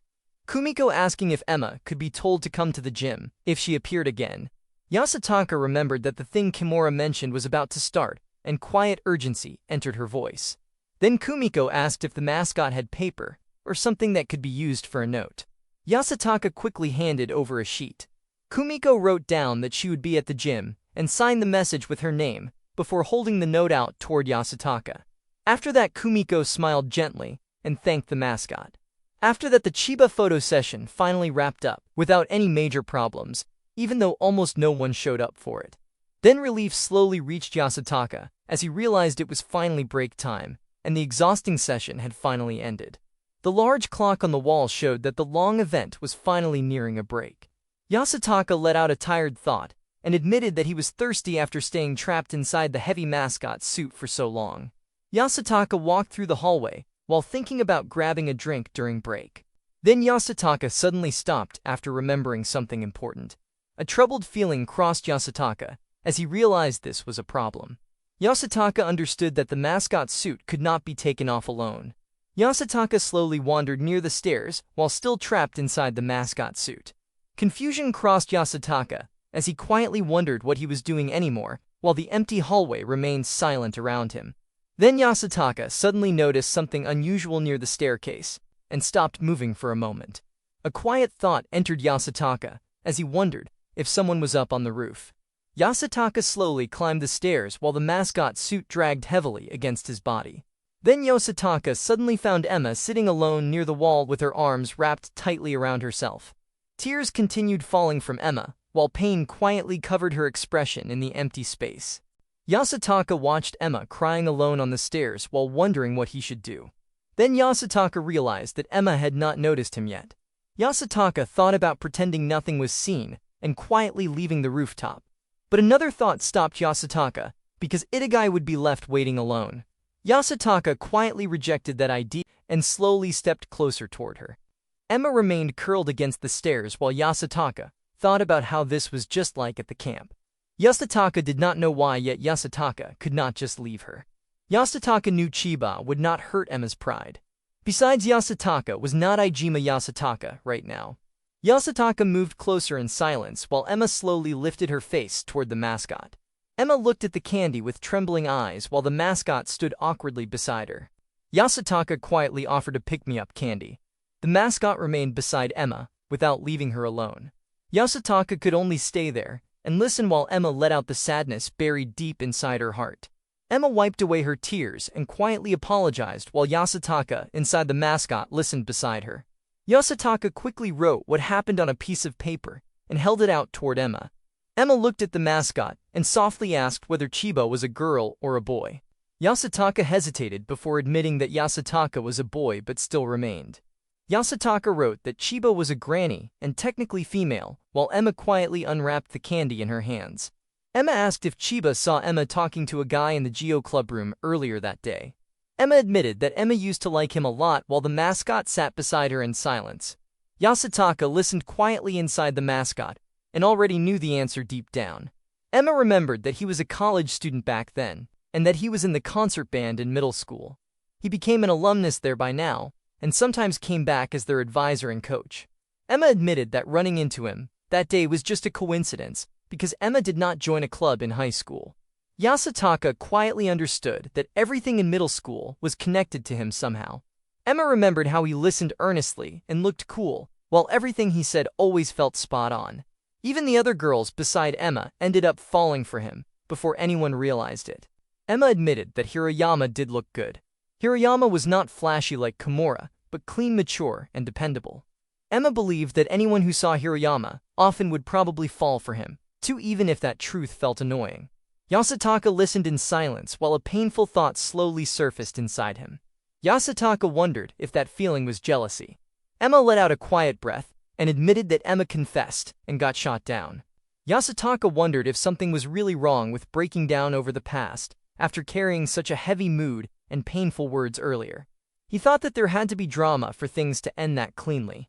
Emma admitted that Emma thought those feelings had already moved on because it all happened ages ago. Yet seeing him again brought everything back into Emma's heart once more. Yasutaka admitted that Emma had never truly been in love before, so those feelings were difficult to understand. Even ties that had been cut for years could not simply disappear from someone's heart. Emma painfully remembered how he announced that he was getting married. Yasutaka quietly thought that simply imagining such a situation already felt crushing. For someone as expressive as Emma, the pain must have been even worse. And how much those words still hurt inside. Even after everything, Emma still congratulated him. Yasutaka gently handed over a note that said Emma did great. Emma looked at the message with trembling tears and quietly wondered if that was really true. Yasutaka then suggested that Emma should take a look around. Yasutaka wrote that maybe a new love might make the rejection fade away. Emma smiled softly and thought the mascot was funny. Yasutaka wondered if the joke really worked, because telling someone to find a new love sounded like such a cliché that Emma had probably heard a million times already. Emma hugged her knees quietly and admitted that there was someone Emma liked. To be honest, Emma at least felt curious about that person now. Yasutaka had never heard anything like that before. The small note asking what's he like stayed inside Yasutaka's mind while another thought followed after it. Emma still goes home with Yasutaka. Emma thought the feeling was kind weird maybe. Yasutaka wondered if weird meant something bad, while admitting cool or mature could be understood. Emma finally admitted that really weird was probably the right word. Emma thought the person was probably smart, but kinda lacks the vibe. Yasutaka listened quietly while Emma remembered how sometimes that person suddenly dropped something out of nowhere to startle Emma. Yasutaka noticed that Emma looks happy and quietly wondered, who the heck is that guy? The thought of someone toying with Emma's heart stayed inside his chest. Someone from school became the next thought inside Yasutaka's mind. Yasutaka admitted wanting to see his face while curiosity slowly grew stronger. Emma quietly admitted that probably no one would know him. Yasutaka answered while trying to believe it's not like Yasutaka was expecting anything. Emma admitted that even changing her hair color came from thinking he might like quieter girls. Even then, he almost ignores Emma when they meet. Emma leaned back while remembering how out of nowhere he suddenly says I'm cute, or whatever. To Emma the whole thing makes zero sense. Even with all the confusion, Emma quietly admitted that it's still fun being with him. A small smile rested on Emma's face while admitting being always kind of fluttery. Yasutaka listened while frustration slowly filled his thoughts. Yasutaka could not listen to this anymore and wondered what's so good about that guy. Even then, Yasutaka still wanted to say drop him, but knew it was not Yasutaka's place. Yasutaka believed there was no right or reason to interfere. Emma quietly admitted that he really doesn't seem interested, and that feeling is kind of breaking her heart. Yasutaka finally tried to encourage Emma with gentle words. Yasutaka believed it's okay, and that Emma's truly cute. Yasutaka hoped he'll fall for Emma someday, and softly reminded Emma that she got that. A faint smile appeared on Emma's face while quietly giving a small thanks in return. Yasutaka suddenly froze after those words left his heart. A sharp feeling rushed through Yasutaka, while panic quietly spread across his face. The mascot body no longer felt safe as Yasutaka hugged Emma. Emma remained still while surprise slowly appeared across her expression. Emma looked toward the mascot with quiet confusion. The sudden closeness made the silence between them feel even heavier. Emma slowly rested closer before quietly admitting that Chibo is warm. Yasutaka quietly looked toward Emma, while the warmth from earlier still remained inside his chest. Emma looked back at the mascot for a brief moment before the silence slowly faded. Emma finally lowered her gaze and admitted that Emma should go. Before walking away, Emma turned back once more with a small smile and gently asked not to tell anyone about earlier. Emma gave a soft smile while promising that Emma definitely would not tell anyone about earlier and told Yasutaka not to worry. Another small note appeared with a gentle request for them to meet again. Emma looked happy while answering yeah with a warm smile that stayed on Yasutaka's mind. Emma waved brightly and thanked Chiba. Yasutaka quietly stared ahead while a troubled thought asked what even was Yasutaka doing. Tamura quietly rested inside the empty room while leaning back in the chair and letting heavy thoughts drift through the silence. The door slowly opened, and the Yasutaka walked inside before giving Tamura a simple nice work. A sudden voice from inside the mascot hurriedly called for Tamura to help get this off. Tamura immediately reacted with surprise after hearing that voice and recognized. She looked toward the mascot with confusion and wondered why Yasutaka was inside the suit. Yasutaka gave a tired explanation about long story, unavoidable situations. Yasutaka quietly asked Manami Tamura for a favor.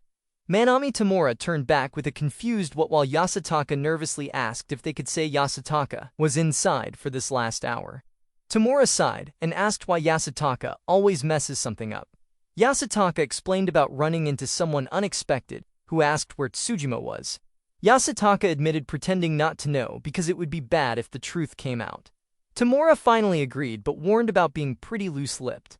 Yasutaka quickly offered ramen at Mamatsu. Tamura smiled and accepted with a large and seasoned egg. Yasutaka asked if Tamura was going to the party later. Tamura answered with a simple yeah and agreed to go. Tamura stood beside the window and quietly wondered if they would finally retire. The wide sky stretched above the school, while another thought quietly turned toward the future. It was finally time to grind for entrance exams. The quiet house waited in silence while Yasutaka returned home alone. The empty air around the room slowly followed Yasutaka as another ordinary day came to an end. Yasutaka stood still for a moment before noticing the discs received from Kumiko. The stack resting nearby made Yasutaka think that checking all of these was going to be rough. The disc tray slowly opened while Yasutaka prepared to look through everything one by one. The old photos brought back memories from middle school. Emma smiled brightly beside her friends while everyone looked happy together.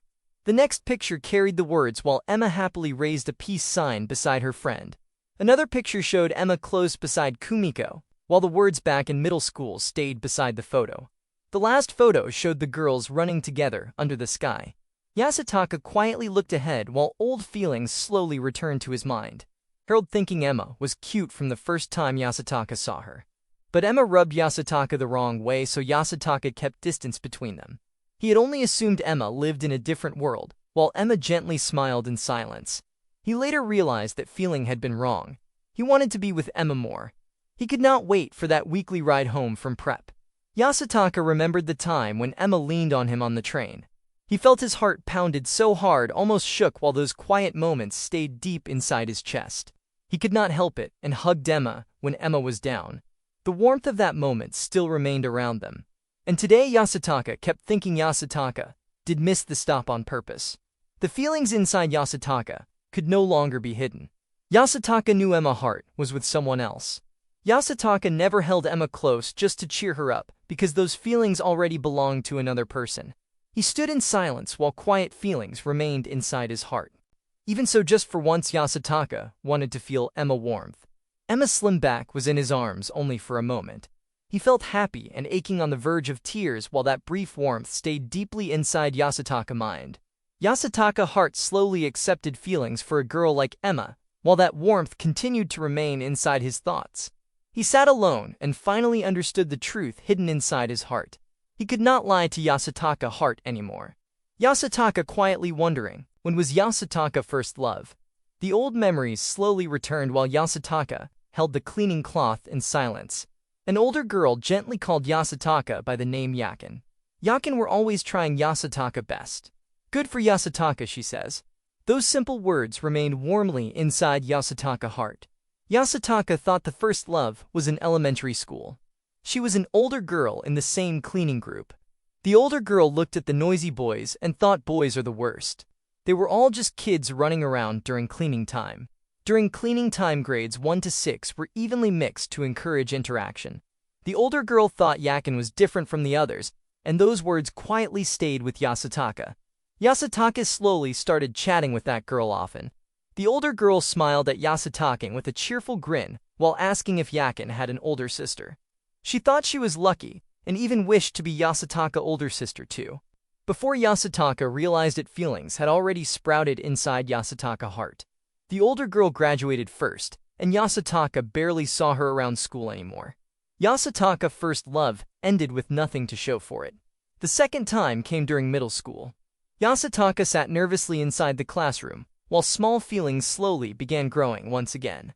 Yasutaka carefully asked what kind of men she liked while holding the note tightly in nervous silence. The girl softly told Yasutaka it was Yasutaka.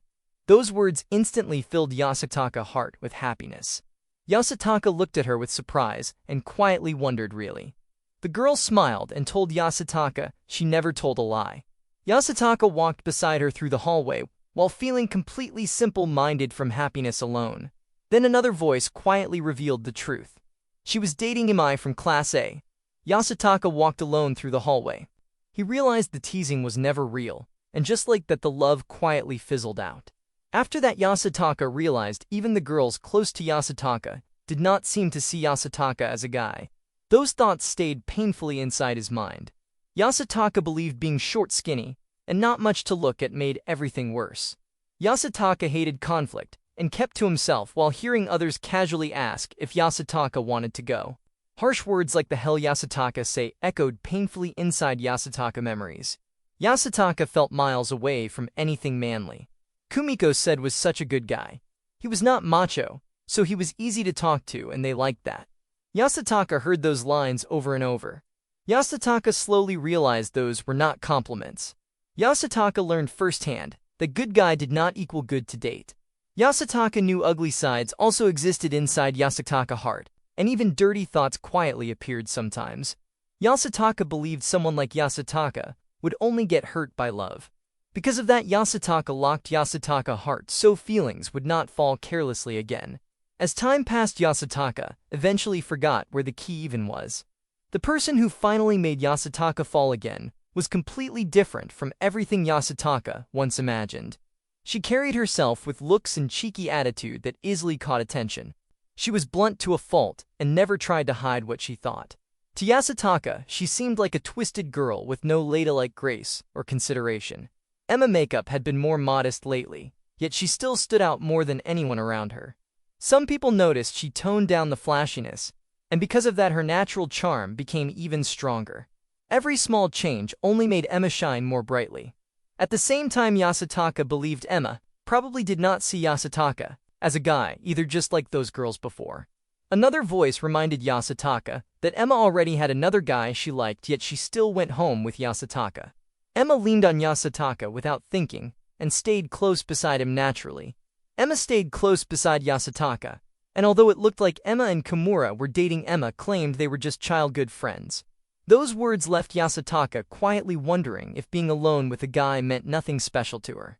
Once Yasutaka admitted those feelings, everything started changing. In class, Yasutaka could not help noticing Emma wherever she was. Yasutaka's eyes would chase her naturally, even during ordinary moments. Yasutaka's ears also picked up Emma's voice without effort. Every laugh and every smile from Emma stayed clearly inside Yasutaka's heart. On the way back from prep, Yasutaka became oddly tense whenever Emma walked nearby. When Emma suddenly moved close beside Yasutaka, he lost track of what Yasutaka was saying. Emma's bright smile and carefree presence easily pulled Yasutaka's attention away. Even while studying, Yasutaka could not focus properly. Thoughts about what Emma was doing at that moment quietly filled Yasutaka's mind again and again. Yasutaka kept asking what Yasutaka truly wanted from those feelings. Emma was popular and already liked someone else. No matter how long Yasutaka waited, Emma would never become his person. Even so, Yasutaka still slipped and fell for Emma completely. He wondered why those feelings had chosen Emma of all people. Yasutaka even felt like punching himself for falling so deeply for someone who only brought confusion into his heart. He realized this was never supposed to happen. Yasutaka still felt the same way about Emma, and those feelings remained quietly inside. Falling for Emma should have become impossible a long time ago. Next day, the train rushed forward while Yasutaka quietly fought against exhaustion during the morning ride. Katsuya noticed Yasutaka, yawning like crazy, and looked at him with concern. Yasutaka explained that staying up late studying had left Yasutaka extra tired. Deep inside, Yasutaka believed that should be a good excuse since Yasutaka could never admit that thoughts about Emma had kept Yasutaka awake until past 3. Cold air surrounded the station, while Katsuya mentioned stopping by the library before leaving with a cheerful wave. Yasutaka made a drink quietly during the morning when Emma suddenly greeted him with a cheerful morning hello. The moment Yasutaka saw Emma standing there, Yasutaka became startled and called out Emma's name without thinking. Emma smiled and waved naturally, while Yasutaka realized those feelings were clearly showing on his face. Yasutaka could only stand there awkwardly as Emma looked back gently. Yasutaka quickly turned away while holding the drink and tried to hide the embarrassment still lingering on Yasutaka's face. Emma quietly watched Yasutaka leave and remained standing there with a surprised expression. After school, the long-awaited Wednesday prep day finally arrived. It was the day Yasutaka would go home with Emma again. Emma looked at Yasutaka with a sharp and serious expression while Yasutaka stood stiffly in front of Emma without knowing what to do. Yasutaka answered with confusion and asked what was up while trying to stay calm. Later, Emma quietly called out to him while sitting beside Yasutaka.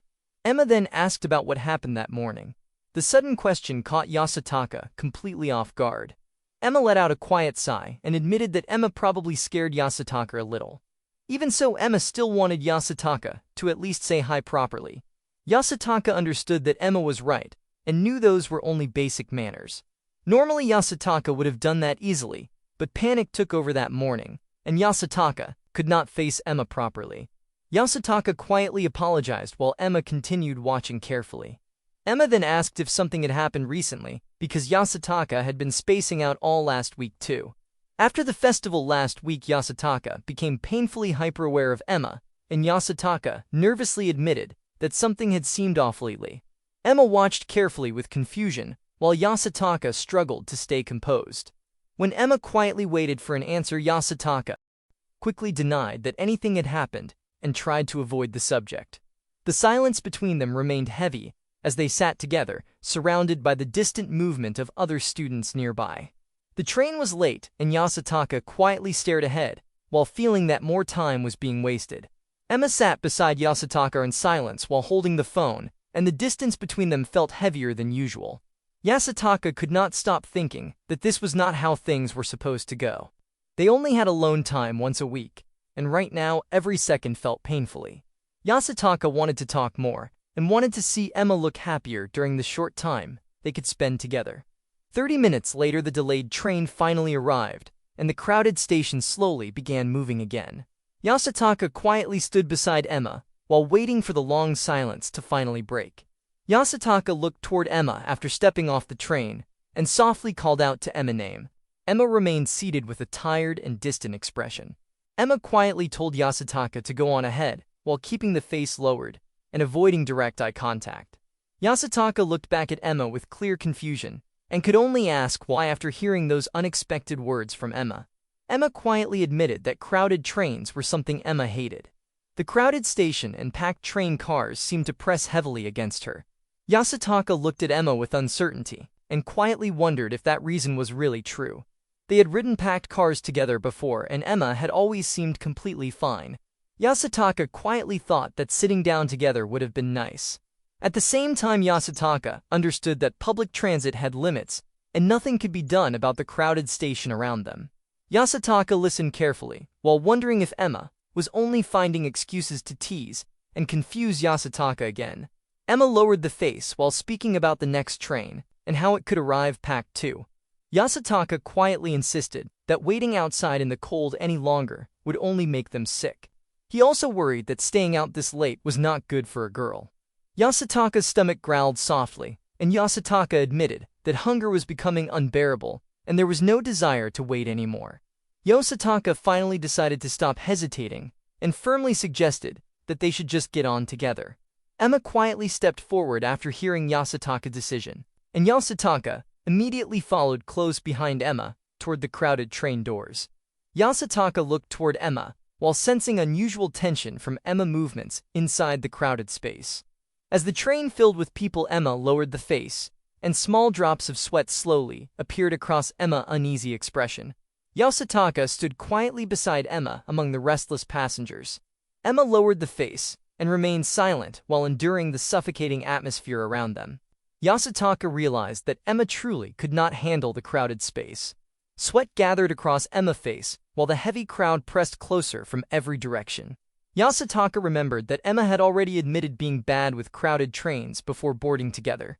That memory quietly filled Yasutaka with guilt because Yasutaka had still forced Emma onto the train anyway. Unable to ignore Emma's discomfort any longer, Yasutaka softly asked if Emma wanted to get off at the next stop. Emma forced a faint smile and quietly insisted that Emma was okay and could still handle the crowded train. Yasutaka listened carefully and silently repeated the words still in thought while trying to understand what Emma truly meant. That quiet pause immediately made Yasutaka worry, and Yasutaka quickly asked what was wrong while keeping full attention on her. Emma finally admitted that a really bad groper incident had happened before, and since that day packed trains had become a real trauma. That truth struck heavily against Yasutaka's thoughts, and Yasutaka suddenly realized that this was the most crowded train ride they had ever shared together. Emma carried the weight of a really bad groper incident before. Packed trains became a real trauma since then. Emma stayed close while Yasutaka wondered how bad really bad was. Yasutaka tried to stop thinking about it while watching Emma endure the crowded train in silence. Yasutaka remained right here beside her, while Emma quietly answered his presence with her name. Yasutaka stayed beside Emma and reminded her that if anything happens, tell him right away. Yasutaka kept thinking that if some creep tries something, then he can do something if he is here. Emma stayed close while quiet unease remained on her face. The sudden movement of the packed train threw Yasutaka off balance, and a startled whoa escaped from him, while bodies pushed against each other inside the narrow space. Emma trembled badly as sweat covered her face, and a weak sound call him slipped from her lips. Emma struggled to endure the packed train while painful memories returned again.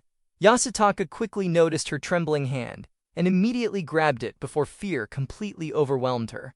Yasutaka felt Emma hold his hand tightly inside the crowded train. The sudden warmth made his heart shake for a moment. Emma quietly looked at him, with surprise in her eyes. Yasutaka remembered that he would never be able to hug Emma, like in the mascot suit again. Yasutaka wondered if just holding hands like this would be allowed. They probably would not get any closer than this. There was no time to hesitate because this might be his first and last chance. That'd make him the same as a groper.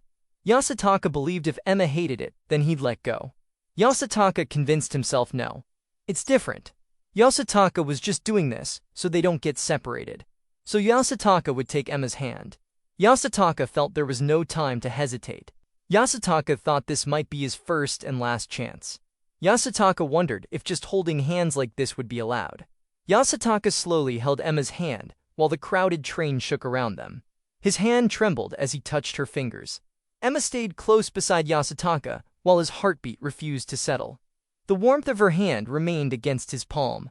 Yasutaka felt his heart pounding while holding Emma's hand.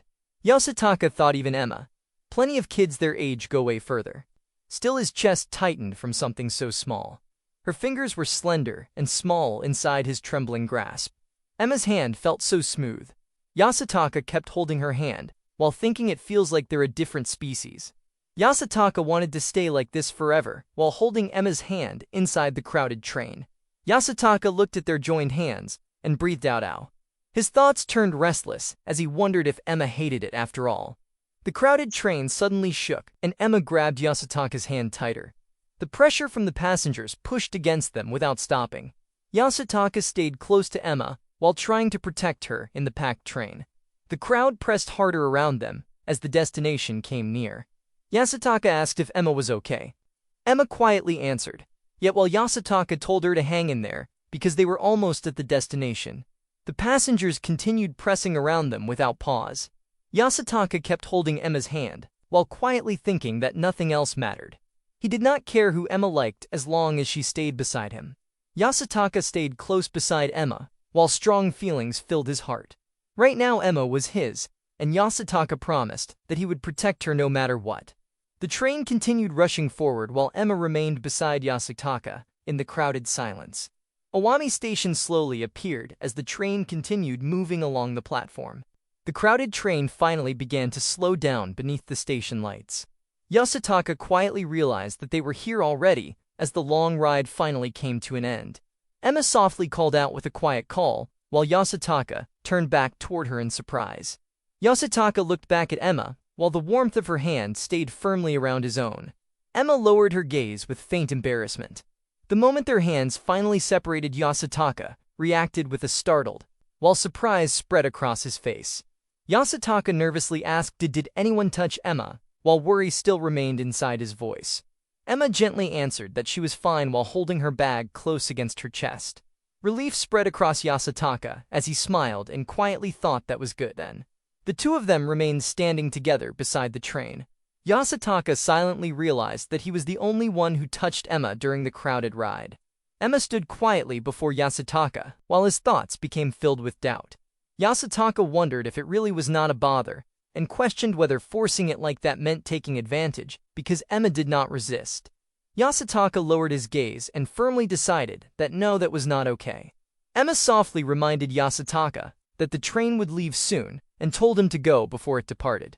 Yasutaka quickly answered with a quiet agreement. Yasutaka raised his hand toward Emma with a gentle smile, and told her to see him tomorrow then. Emma softly waved back toward Yasutaka, and answered yes, see him.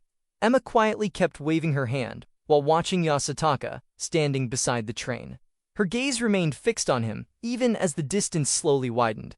His expression lingered with surprise and quiet warmth, while the train prepared to leave, while Yasutaka remained standing beneath the night lights. Yasutaka rode his bicycle through the quiet night, while thoughts of Emma continued circling inside his head. Yasutaka wondered if Emma did not notice his ulterior motive right. Yasutaka thought that was not something just classmates should do. Yet part of him still wanted to hold on even a little longer. Yasutaka lowered his gaze in frustration while asking, what would Yasutaka think? Yasutaka remembered there was still no other way then. The crowded train and Emma's trembling figure remained clear inside his mind.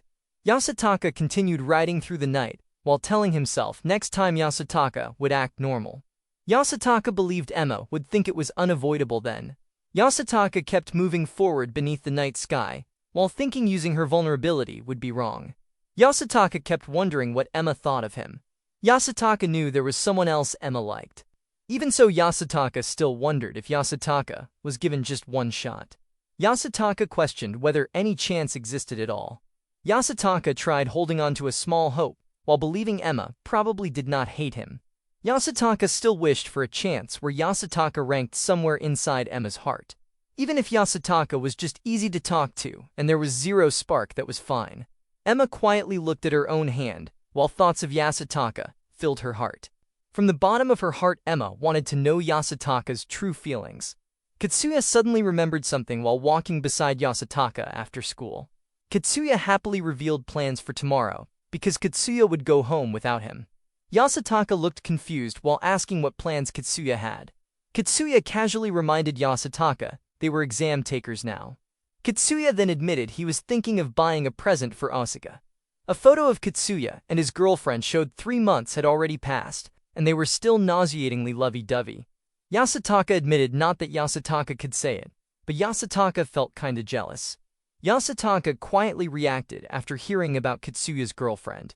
Katsuya carefully thought about presents while remembering how she said she wanted an art book by her favorite mangaka. Even so, Katsuya still wanted to give her something she could wear too. Yasutaka quietly realized Katsuya normally read the room well, but romance had wrecked his sensors.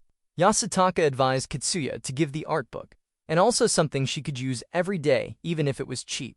Katsuya listened carefully. Katsuya suddenly grabbed Yasutaka with excitement, while loudly praising Yasuo as a genius. Honestly admitting Katsuya just wanted to see her happy. With that much love, Katsuya believed she had to be happy. Those words stayed inside Yasutaka's heart. Yasutaka suddenly remembered how every year Yasutaka only received one gift from his parents. Yasutaka quietly smiled while lost in thought about this year. Katsuya immediately noticed the strange grin and called Yasutaka a creepy bastard. Yasutaka believed there was no need for one before, but those feelings slowly changed. Yasutaka remembered planning to get one after graduation anyway, and decided to move it up. He stood in front of the vending machine, while thinking it might make contacting Emma a bit easier. Yasutaka quietly began to understand what he meant now. He hoped maybe she would think about that one time. He smiled warmly while admitting Katsuya just wanted to see her happy. Those simple words stayed inside Yasutaka's heart. Yasutaka reminded himself they were not dating or anything though.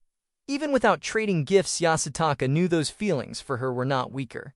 Yasutaka decided, depending on what his folks said, Yasutaka would at least ask. Emma quietly wondered about coffee again, while Yasutaka stood alone with a warm drink in his hands.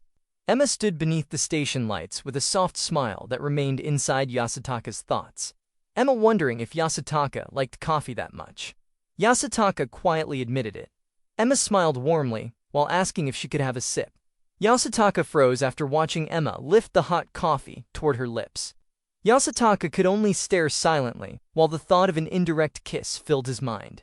Emma smiled softly while holding the hot coffee close and admitting it tasted great when it was cold out. Yasutaka felt overwhelmed just from standing close to Emma. Since they held hands the other day, Yasutaka felt even more aware of her presence. Yasutaka quietly wondered if maybe Emma really did not think anything of him. Emma happily asked for one more sip. Yasutaka quietly watched Emma drink the coffee while feeling happy just being beside her. Someone asked if Kataka was late today. Emma answered yeah, and explained cram school regular classes ended today. Emma softly answered oh and understood. Yasutaka admitted there was one more class left. The next one was Saturday, so they would not meet until then. Emma looked ahead while quietly realizing winter break already started. Yasutaka listened beside her, while thinking that was why Yasutaka really wanted to see her today. The two of them walked together beneath the station lights, while Emma softly admitted the year was going to flip in a blink. Once they boarded the train, there were only 25 minutes left. Yasutaka quietly felt happy because they finally got to be together. Yasutaka asked what Emma was doing over winter break. Emma explained cram school boosted her from the closing ceremony, so Emma was still lost on a lot of topics. Because of that, Emma was taking a winter intensive. Yasutaka answered that she kind of had to or she would be toast. Emma explained it started early, so Emma was done by evening.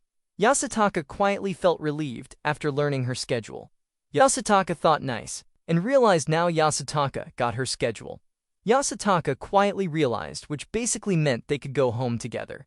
The thought stayed deeply inside Yasutaka's heart. Emma explained private school kids entered break sooner, and admitted it actually started a bit earlier. Emma looked toward Yasutaka, while talking about how after break, it was finally exam season. Yasutaka quietly admitted it came fast, and that it still did not feel real though. Emma asked if Yasutaka minded sharing where he was applying. Yasutaka answered with a few schools in Tokyo. Emma smiled softly while admitting and that Tokyo was pretty much her choice too. Yasutaka secretly wondered if there could be some type of overlap between them. Yasutaka smiled while hoping they both passed. Emma gently answered while staying close beside him. The train continued through the night while Yasutaka quietly wished to stay as an exam student a little longer. The following week arrived while Yasutaka waited outside the classroom and quietly thought Katsuya was late. Yasutaka reflected that it was a moving class, so if they did not hurry, good seats would already be gone. A tall student suddenly walked past Yasutaka with an overwhelming presence. Yasutaka turned toward him in silence. The student coldly warned Yasutaka not to get cocky. Yasutaka could only stare back in confusion while a quiet house gaped from him. Yasutaka looked ahead and wondered who was that while the unfamiliar presence still lingered in his thoughts. Katsuya admitted sorry the bathroom was packed while his usual cheerful smile returned without concern.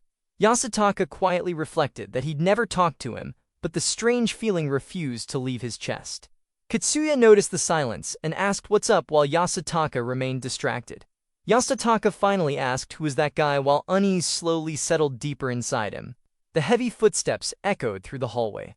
Katsuya rubbed his forehead, and answered probably Hayasaka from Class B while the strange walk his chilling feeling stayed. Yasutaka admitted that he'd got zero connection with him, while his thoughts continued circling around the encounter. Katsuya admitted no clue lingered in his mind. Katsuya thought he's from Midori Middle School. Midori and some of Kitaka's friends were from there. Katsuya barely ever interacted with them. Katsuya looked toward Yasutaka and figured if Katsuya's acting like that, then the Class B guy was probably like that too. Yasutaka wondered why would a guy like that say that to him. Yasutaka carried the thought that those popular types don't even notice him. Katsuya casually wondered if something happened up with him. Yasutaka remembered how he just looked like someone he knew. Yasutaka convinced himself it must have been his imagination. Lunch break filled the classroom with students talking and moving around while Yasutaka quietly stayed at his desk beside Katsuya. Emma walked with Midori while a soft sound followed beside them, and Yasutaka quietly watched their smiling faces from afar. A small thought entered Yasutaka's mind as he wondered if Emma does not get cold, while Katsuya drank his juice beside him. The classroom remained quiet while they sat together near the desks. Noticing Emma passing the classroom, Katsuya asked if Yasutaka and Emma are close. The sudden question caught Yasutaka completely off guard. A curious thought entered his mind as he asked since when have Yasutaka and Emma been dating. Yasutaka quietly tried to avoid the misunderstanding, while admitting it's not like that.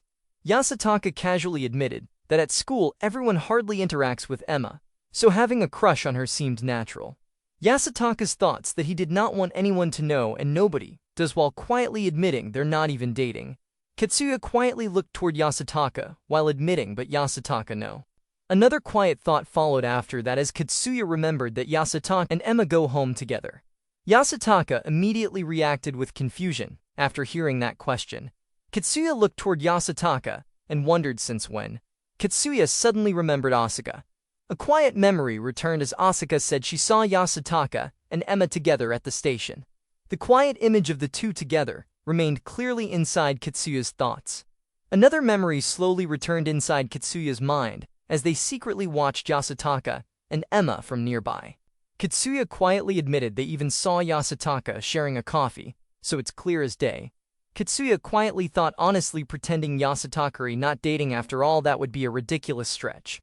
The memory of Yasutaka and Emma together remained far too natural inside his mind.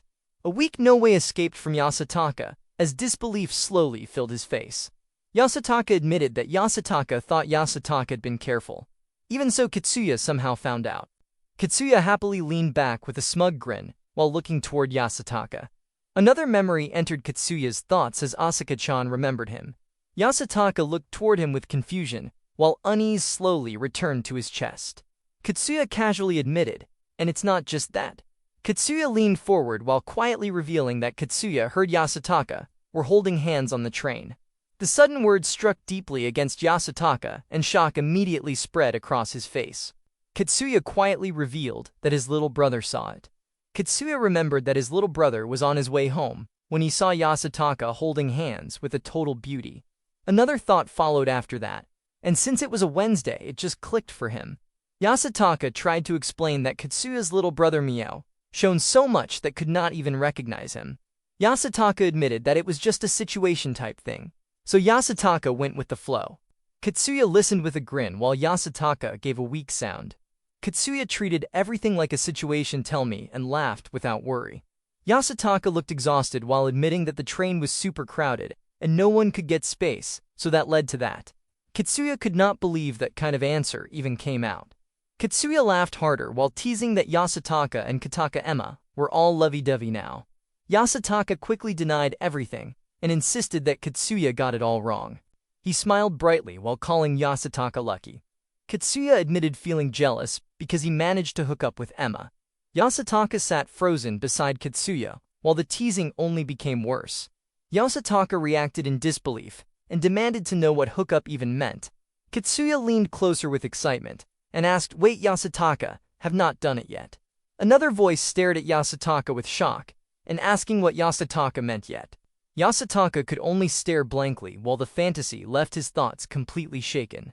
Yasutaka suddenly tried to change the subject and quickly reminded Katsuya that Katsuya already had a girlfriend.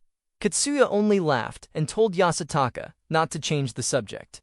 Katsuya smiled happily while admitting that tsundere types had always been his favorite. Yasutaka stared at Katsuya in disbelief, and remembered how Katsuya had always acted like an eroge maniac. Yasutaka could only wonder if Katsuya truly planned to do that in real life too. He admitting that he was the type of girl who noticed even the smallest thing. Katsuya agreed that Yasutaka's plan was solid because acting like strangers at school helped avoid attention. Katsuya laughed while reminding Yasutaka. Yasutaka quietly insisted that they were not actually dating yet though. Katsuya pushed Yasutaka forward and told him to hurry up and confess or whatever. Katsuya looked at Yasutaka and casually suggested that maybe Kataka Emma was waiting for him too. Even while acting superior, Katsuya still spoke directly into Yasutaka's heart. Yasutaka lowered his gaze while thinking that Katsuya somehow understood his whole situation. Katsuya leaned closer with a playful smile while Emma quietly listened far behind him. The wide halls of Nikozawa carried a quiet stillness as people moved between the shelves and displays beneath the soft light of the bookstore. Rows of books stretched across the store while visitors stood in silence. Yasutaka's thoughts as he held a book titled To the Mountains and quietly wondered if maybe after the exams he would go hiking somewhere nearby. Yasutaka softly called out "Hey," as someone recognition reached him. Tamura appeared before him with a gentle smile inside the bookstore, as the thought of hiking at this time of year sounded like something else entirely to Yasutaka. Yasutaka admitted that going was impossible, and spending time looking at books like this already felt enough for him. Tamura wondered if books like that would not push Yasutaka into thinking about hiking. Yasutaka turned toward Tamura, with surprise lingering across his face, while Tamura laughed softly beside him.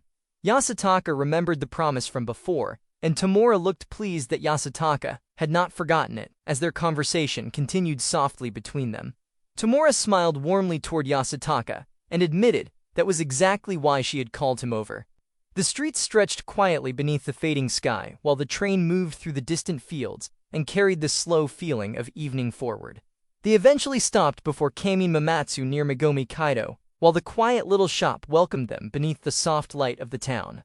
Tamura decided on salt ramen, while Yasutaka chose the seasonal special, and the quiet warmth of the small ramen shop slowly wrapped around them as they sat side by side before the counter. As the steam rose from their bowls, Tamura gently asked how Yasutaka's exam studies were going, while Yasutaka admitted that things might already be hopeless because the material still could not be finished. Even dreams no longer felt enough to catch up, and Yasutaka quietly followed a strict 2-year plan. Yasutaka believed Tamura would be fine because Tamura was smart and capable while noodles hung from his chopsticks. Tamura quietly called Yasutaka's name, while the warm air of the ramen shop surrounded them. Tamura suddenly mentioned hearing that Yasutaka and Emma had become a thing now, and the unexpected words nearly stopped Yasutaka in place. Yasutaka struggled to process the sudden conversation.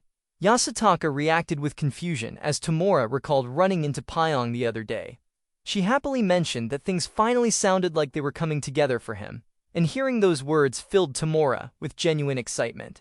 He casually explained that Pyong was Katsuya's nickname for Tamura from middle school, though even Katsuya no longer understood why the name remained. Katsuya and Tamura had always been deeply devoted to unusual otaku hobbies and strange knowledge, and their long connection quietly lingered. He knew Katsuya had never been the best person for keeping secrets, and the truth slipped out far too easily around him. That this was exactly why Katsuya was not popular with normal girls. Yasutaka tried to convince himself that everything could still be denied by claiming Katsuya was only assuming things and ending the matter there. Yet Tamura had already heard the story from Katsuya, and another girl from class had spoken about it too. Last week, Tamura found herself suddenly pulled into a conversation with several girls from school. One Jairoish girl asked Tamura about Emma lately being very close with a guy named Ijima Katsuya in her class, and wondered if Tamura knew him because they were in the same club together. Tamura quietly remembered how directly the question had been asked. A Jairoish girl drifted through Yasutaka thoughts while Yasutaka quietly wondered how they learn so much. Yasutaka admitted that they were just close, and that was it. Yasutaka remembered how they sometimes walked home together after cram school. Tamura listened while something about the story sounded familiar, because Tamura heard it every week though. Tamura wanted to hear the truth from Yasutaka, and the soft smile carried a sharp meaning behind it. Yasutaka understood how Tamura sharp, and her intuition scary good. Yasutaka feared that if people have noticed this much, it's best come clean about it. Yasutaka also feared that lying to Tamura might cost her trust. Yasutaka could not have that. Yasutaka quietly admitted that it was basically every week. Yasutaka also admitted that it was true they were not dating. The words left Yasutaka slowly, while Tamura listened in silence. Yasutaka understood how it hurts to say out loud. Yasutaka also understood that from the outside, they probably look more than friends, and people can tell she trusts Yasutaka, at least a little. Yasutaka thoughts, and that was really all there is. Yasutaka carried the painful belief that no matter how much Yasutaka cared about her, she would never bother to look back at him. Tamura thinking over everything Yasutaka had revealed. Tamura then asked what Yasutaka wanted to do. The question lingered heavily between them, while Yasutaka struggled to find a clear answer. Yasutaka could only admit that besides doing nothing, there was nothing else that could be done all right. Yasutaka convinced himself that this is fine. Yasutaka believed there was no way Yasutaka could do something huge like confessing. Yasutaka would rather keep it this way than to risk messing everything up. He also reminded they was an exam student. He knew that there was no need to stir things up at a time like this. Emma remained vivid inside Yasutaka thoughts with every smile and every selfish little attitude becoming impossible to forget. Yasutaka wanted her body and soul to be his, and the desire settled heavily inside his chest with painful honesty. Every time Yasutaka see her, the longing only deepened further. A sudden image of intimacy appeared inside Yasutaka thoughts, and the feeling stayed inside his chest. Tamura quietly placed down the empty bowl and admitted that this might be none of Tamura business. Yasutaka looked toward Tamura and quietly asked what while waiting for the next words. Yasutaka reacted with surprise when Tamura quietly warned that Yasutaka should be careful with Emma. Tamura also asked if Yasutaka knew Yuri-san and Miu-san since they were close to her. Tamura remembered girls from the same class as Emma and described how they were pretty two-faced and talked insane amounts of trash behind people's backs. Tamura heard back in middle school that Kataka Emma would lead guys on then dump them like over and over again. Tamura also admitted that group does not have the greatest reputation, honestly. Yasutaka figured a type like Tamura could never get along with girls like them. Yasutaka remembered how Emma's always been blunt, breezy, and dry even when she's a bit arrogant. Yasutaka had never seen Tamura go this far to put other girls down. More than what's saying about Kataka, that part shocked him. Yasutaka remembered that Isugai-sen said it too. In middle school, some popular guy fell for Kataka, but in the end she left him. Yasutaka knew Tamura's saying is all hearsays. But it's not like Yasutaka had a good image of Kataka either. And somehow it all makes sense. Yasutaka believed Kataka comes off as curt, so people naturally latch onto their set belief of her. But really she's shy and clumsy, and that's all it is. Tamura continued after hearing that. Some rough guys in their class were like, which ones? Yasutaka quietly listened. Tamura warned that if Yasutaka get involved carelessly, it's going to be a headache for him. Yasutaka could only answer with a quiet sound, while the weight of Tamura's words stayed inside his thoughts. Yasutaka suddenly wondered if that means Tamura's in the same class as Hayasaka. The thought quietly settled inside his mind while he looked ahead. Yasutaka promised that bringing that up would just make Tamura worry. Yasutaka decided to keep his mouth shut while Tamura stayed beside him in silence. Tamura accepted it after hearing Yasutaka's answer. If Yasutaka's okay with it, then that's fine. But as Yasutaka's middle school can't get rid of friend, Tamura still could not help but worry for him. Yasutaka lowered his gaze and answered with a quiet agreement. Tamura gently told Yasutaka that for now Yasutaka should just focus on exams. Yasutaka quietly answered quite sound while listening to Tamura's soft concern. Yasutaka lowered his gaze and continued eating in silence. The warmth of the ramen stayed in front of him while his thoughts slowly drifted deeper inside his heart. As they remained together inside the quiet shop, Yasutaka admitted that Yasutaka need to be better. The next chapter began beneath the cold morning sky as another ordinary day slowly moved forward. Morning quietly arrived at the school, while Yasutaka stood by the lockers. Yasutaka found a message telling him that he have lost item, so please come to the crafts room. Yasutaka stared at the paper while quietly wondering. Yasutaka did not remember losing anything. Yasutaka walked through the hallway while thinking that maybe Yasutaka dropped something. Yasutaka hurried through the cold morning while quietly thinking that it was so cold. Other students passed nearby as the sharp winter air wrapped around the school grounds. A small drop touched Yasutaka, and the sudden thought of rain crossed his mind. Yasutaka lifted his gaze while the sky slowly changed above him. Yasutaka remembered that it was sunny earlier though. The strange weather left him quietly confused. Water suddenly poured down over Yasutaka before he could react. Water soaked through his uniform as shock spread across his face. Yasutaka hurried forward while thinking, crap, hurry up. Nearby students stared toward Yasutaka while wondering, like, are we seriously doing this? Even one student admitted being kinda turned off by the strange sight in front of them. The empty classroom nearby did not even seem to be in use. And if it was not on purpose, then someone would apologize already. Yasutaka stood drenched while the uneasy thought crossed his mind that maybe it was on purpose. Tomura's warning from yesterday returned to Yasutaka's thoughts. Tomura told him to watch out for the rough kids. Cold water continued falling from Yasutaka's clothes while the freezing air wrapped around him. Yasutaka stepped into the teacher room while water still clung to his uniform. The teacher asked what happened with him. Yasutaka answered with actually. The teacher held a warm cup and spoke about how sometimes people did not notice someone below and dump water down by accident. The teacher mentioned that Yasutaka was the first person in 2 years to arrive like this. He admitted that if this happened during cleaning, then maybe it made sense, but this early there was no way.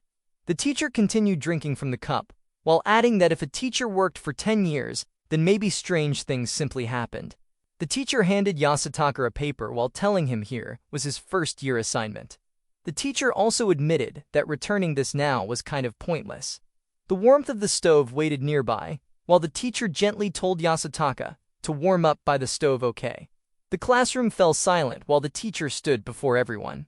Yasutaka returned to his seat with damp clothes still clinging to him, while the heavy words stayed inside his chest. Yasutaka explained that she said she would try to find who did it. The teacher continued with okay, hand out those prints from the front, while Yasutaka, admitting there was no way they could catch them. Yasutaka stood quietly while a classmate looked over and asked why Yasutaka was in gym clothes.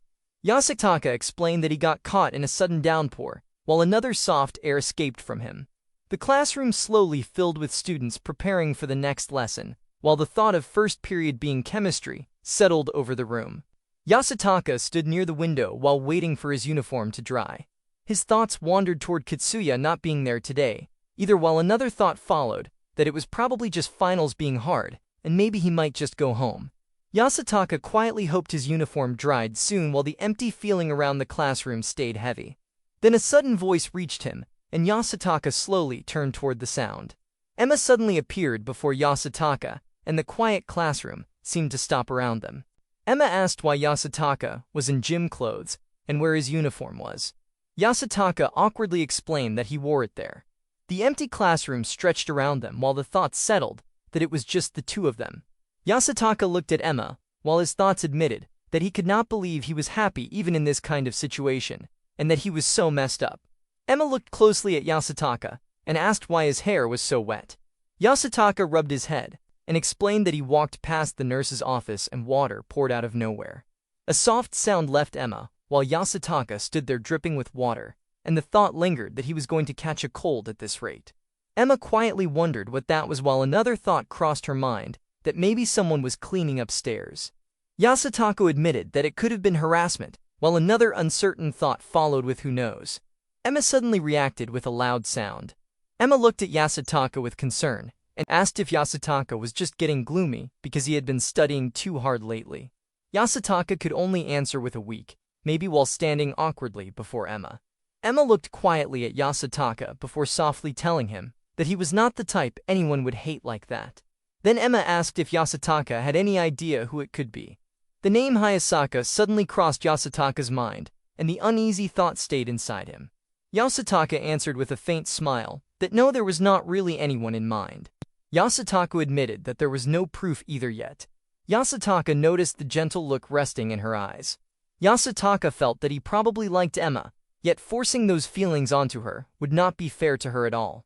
Emma had called him not the type to be hated, and Yasutaka decided that he would go with that feeling alone. Noguchi-sensei had once said that things like this sometimes happened too. Yasutaka admitted that there was no way to say for sure that the voices heard really meant anything at all. that maybe it had only been an accident after all. If this became a pattern, then it would become a problem. Still, today was already over, and Yasutaka decided that forgetting about it for now. Emma smiled brightly while raising her fingers in a playful way. She joked that between the foul ball and the water, strange things kept falling on Yasutaka lately. Emma softly wondered if Yasutaka was just bad with things falling from above. Emma noticed Yasutaka shivering and quietly asked if Yasutaka felt cold. Yasutaka admitted that the cold was a little hard to ignore while trying to warm up with trembling hands. Yasutaka hesitated before admitting that only a t-shirt was under the wet clothes. Emma suddenly stopped and told Yasutaka to wait there for a moment. Yasutaka watched Emma walk away between the desks while quietly wondering what Emma was planning to do. Emma simply offered it to Yasutaka, while the quiet kindness in that small action stayed warmly inside the empty classroom. Emma held out a jersey toward Yasutaka and quietly told him that Yasutaka could borrow it. Emma explained that it belonged to her, though it was a little big for her. Emma softly wondered if Yasutaka could wear it underneath the wet clothes. Yasutaka looked surprised and quickly told Emma that there was really no need for something like that. Emma only looked back with a simple expression, while asking why lending a jersey would even matter that much. Yasutaka held the jersey tightly, while warmth slowly spread through his chest. Maybe to Emma it was nothing important at all, yet to Yasutaka this moment felt like a huge deal. Emma had worn this jersey before, and that alone made it feel far more precious to Yasutaka than it should have been. Emma gently told Yasutaka to come on while reminding him that this was the same as when Yasutaka lent shoes to Emma during camp. Yasutaka looked at Emma in silence while wondering if that really meant this was no big deal to her. Yasutaka held the shoes carefully while remembering how much courage it had taken back, then just to lend them to Emma. Still, after hearing Emma call this the same thing, Yasutaka realized there was no way to refuse anymore. Emma looked surprised after hearing Yasutaka thank her. Yasutaka held the jersey carefully while feeling warm inside. Emma smiled and told Yasutaka to wash the jersey before returning it later. The smile on Emma's face made the mood feel lighter. Yasutaka quietly thought that the jersey smelled nice. The thought stayed in Yasutaka's mind while holding it close. Yasutaka planned to go home earlier. Still, after receiving the jersey from Emma, Yasutaka felt fine, staying like this a little longer. Emma walked away quietly while Yasutaka held the borrowed jersey close against his body. The warmth from the jersey slowly spread through him. As expected, Yasutaka still ended up catching a cold after everything that happened that day. The next morning passed with Yasutaka missing school. The day before the closing ceremony passed quietly, while Yasutaka stayed home recovering from the cold. Yasutaka sat at the table eating slowly while Yasutaka mom stood nearby wrapped in warm clothes. Yasutaka mom looked toward Yasutaka and thought that resting today should be enough for returning to school tomorrow. Yasutaka quietly answered with a soft right while reaching out to take it. Mom said, "It was a little early, but Merry Christmas," reached Yasutaka through the small bag held out toward him. Yasutaka heard that it seemed like Dad picked it up for Yasutaka yesterday, and the quiet words stayed inside his chest for a long time. The sound of footsteps rushed through the stairs as Yasutaka hurried away with the gift held close. Yasutaka sat alone on the bed while the small package rested in his hands, and the night around him felt softer than before.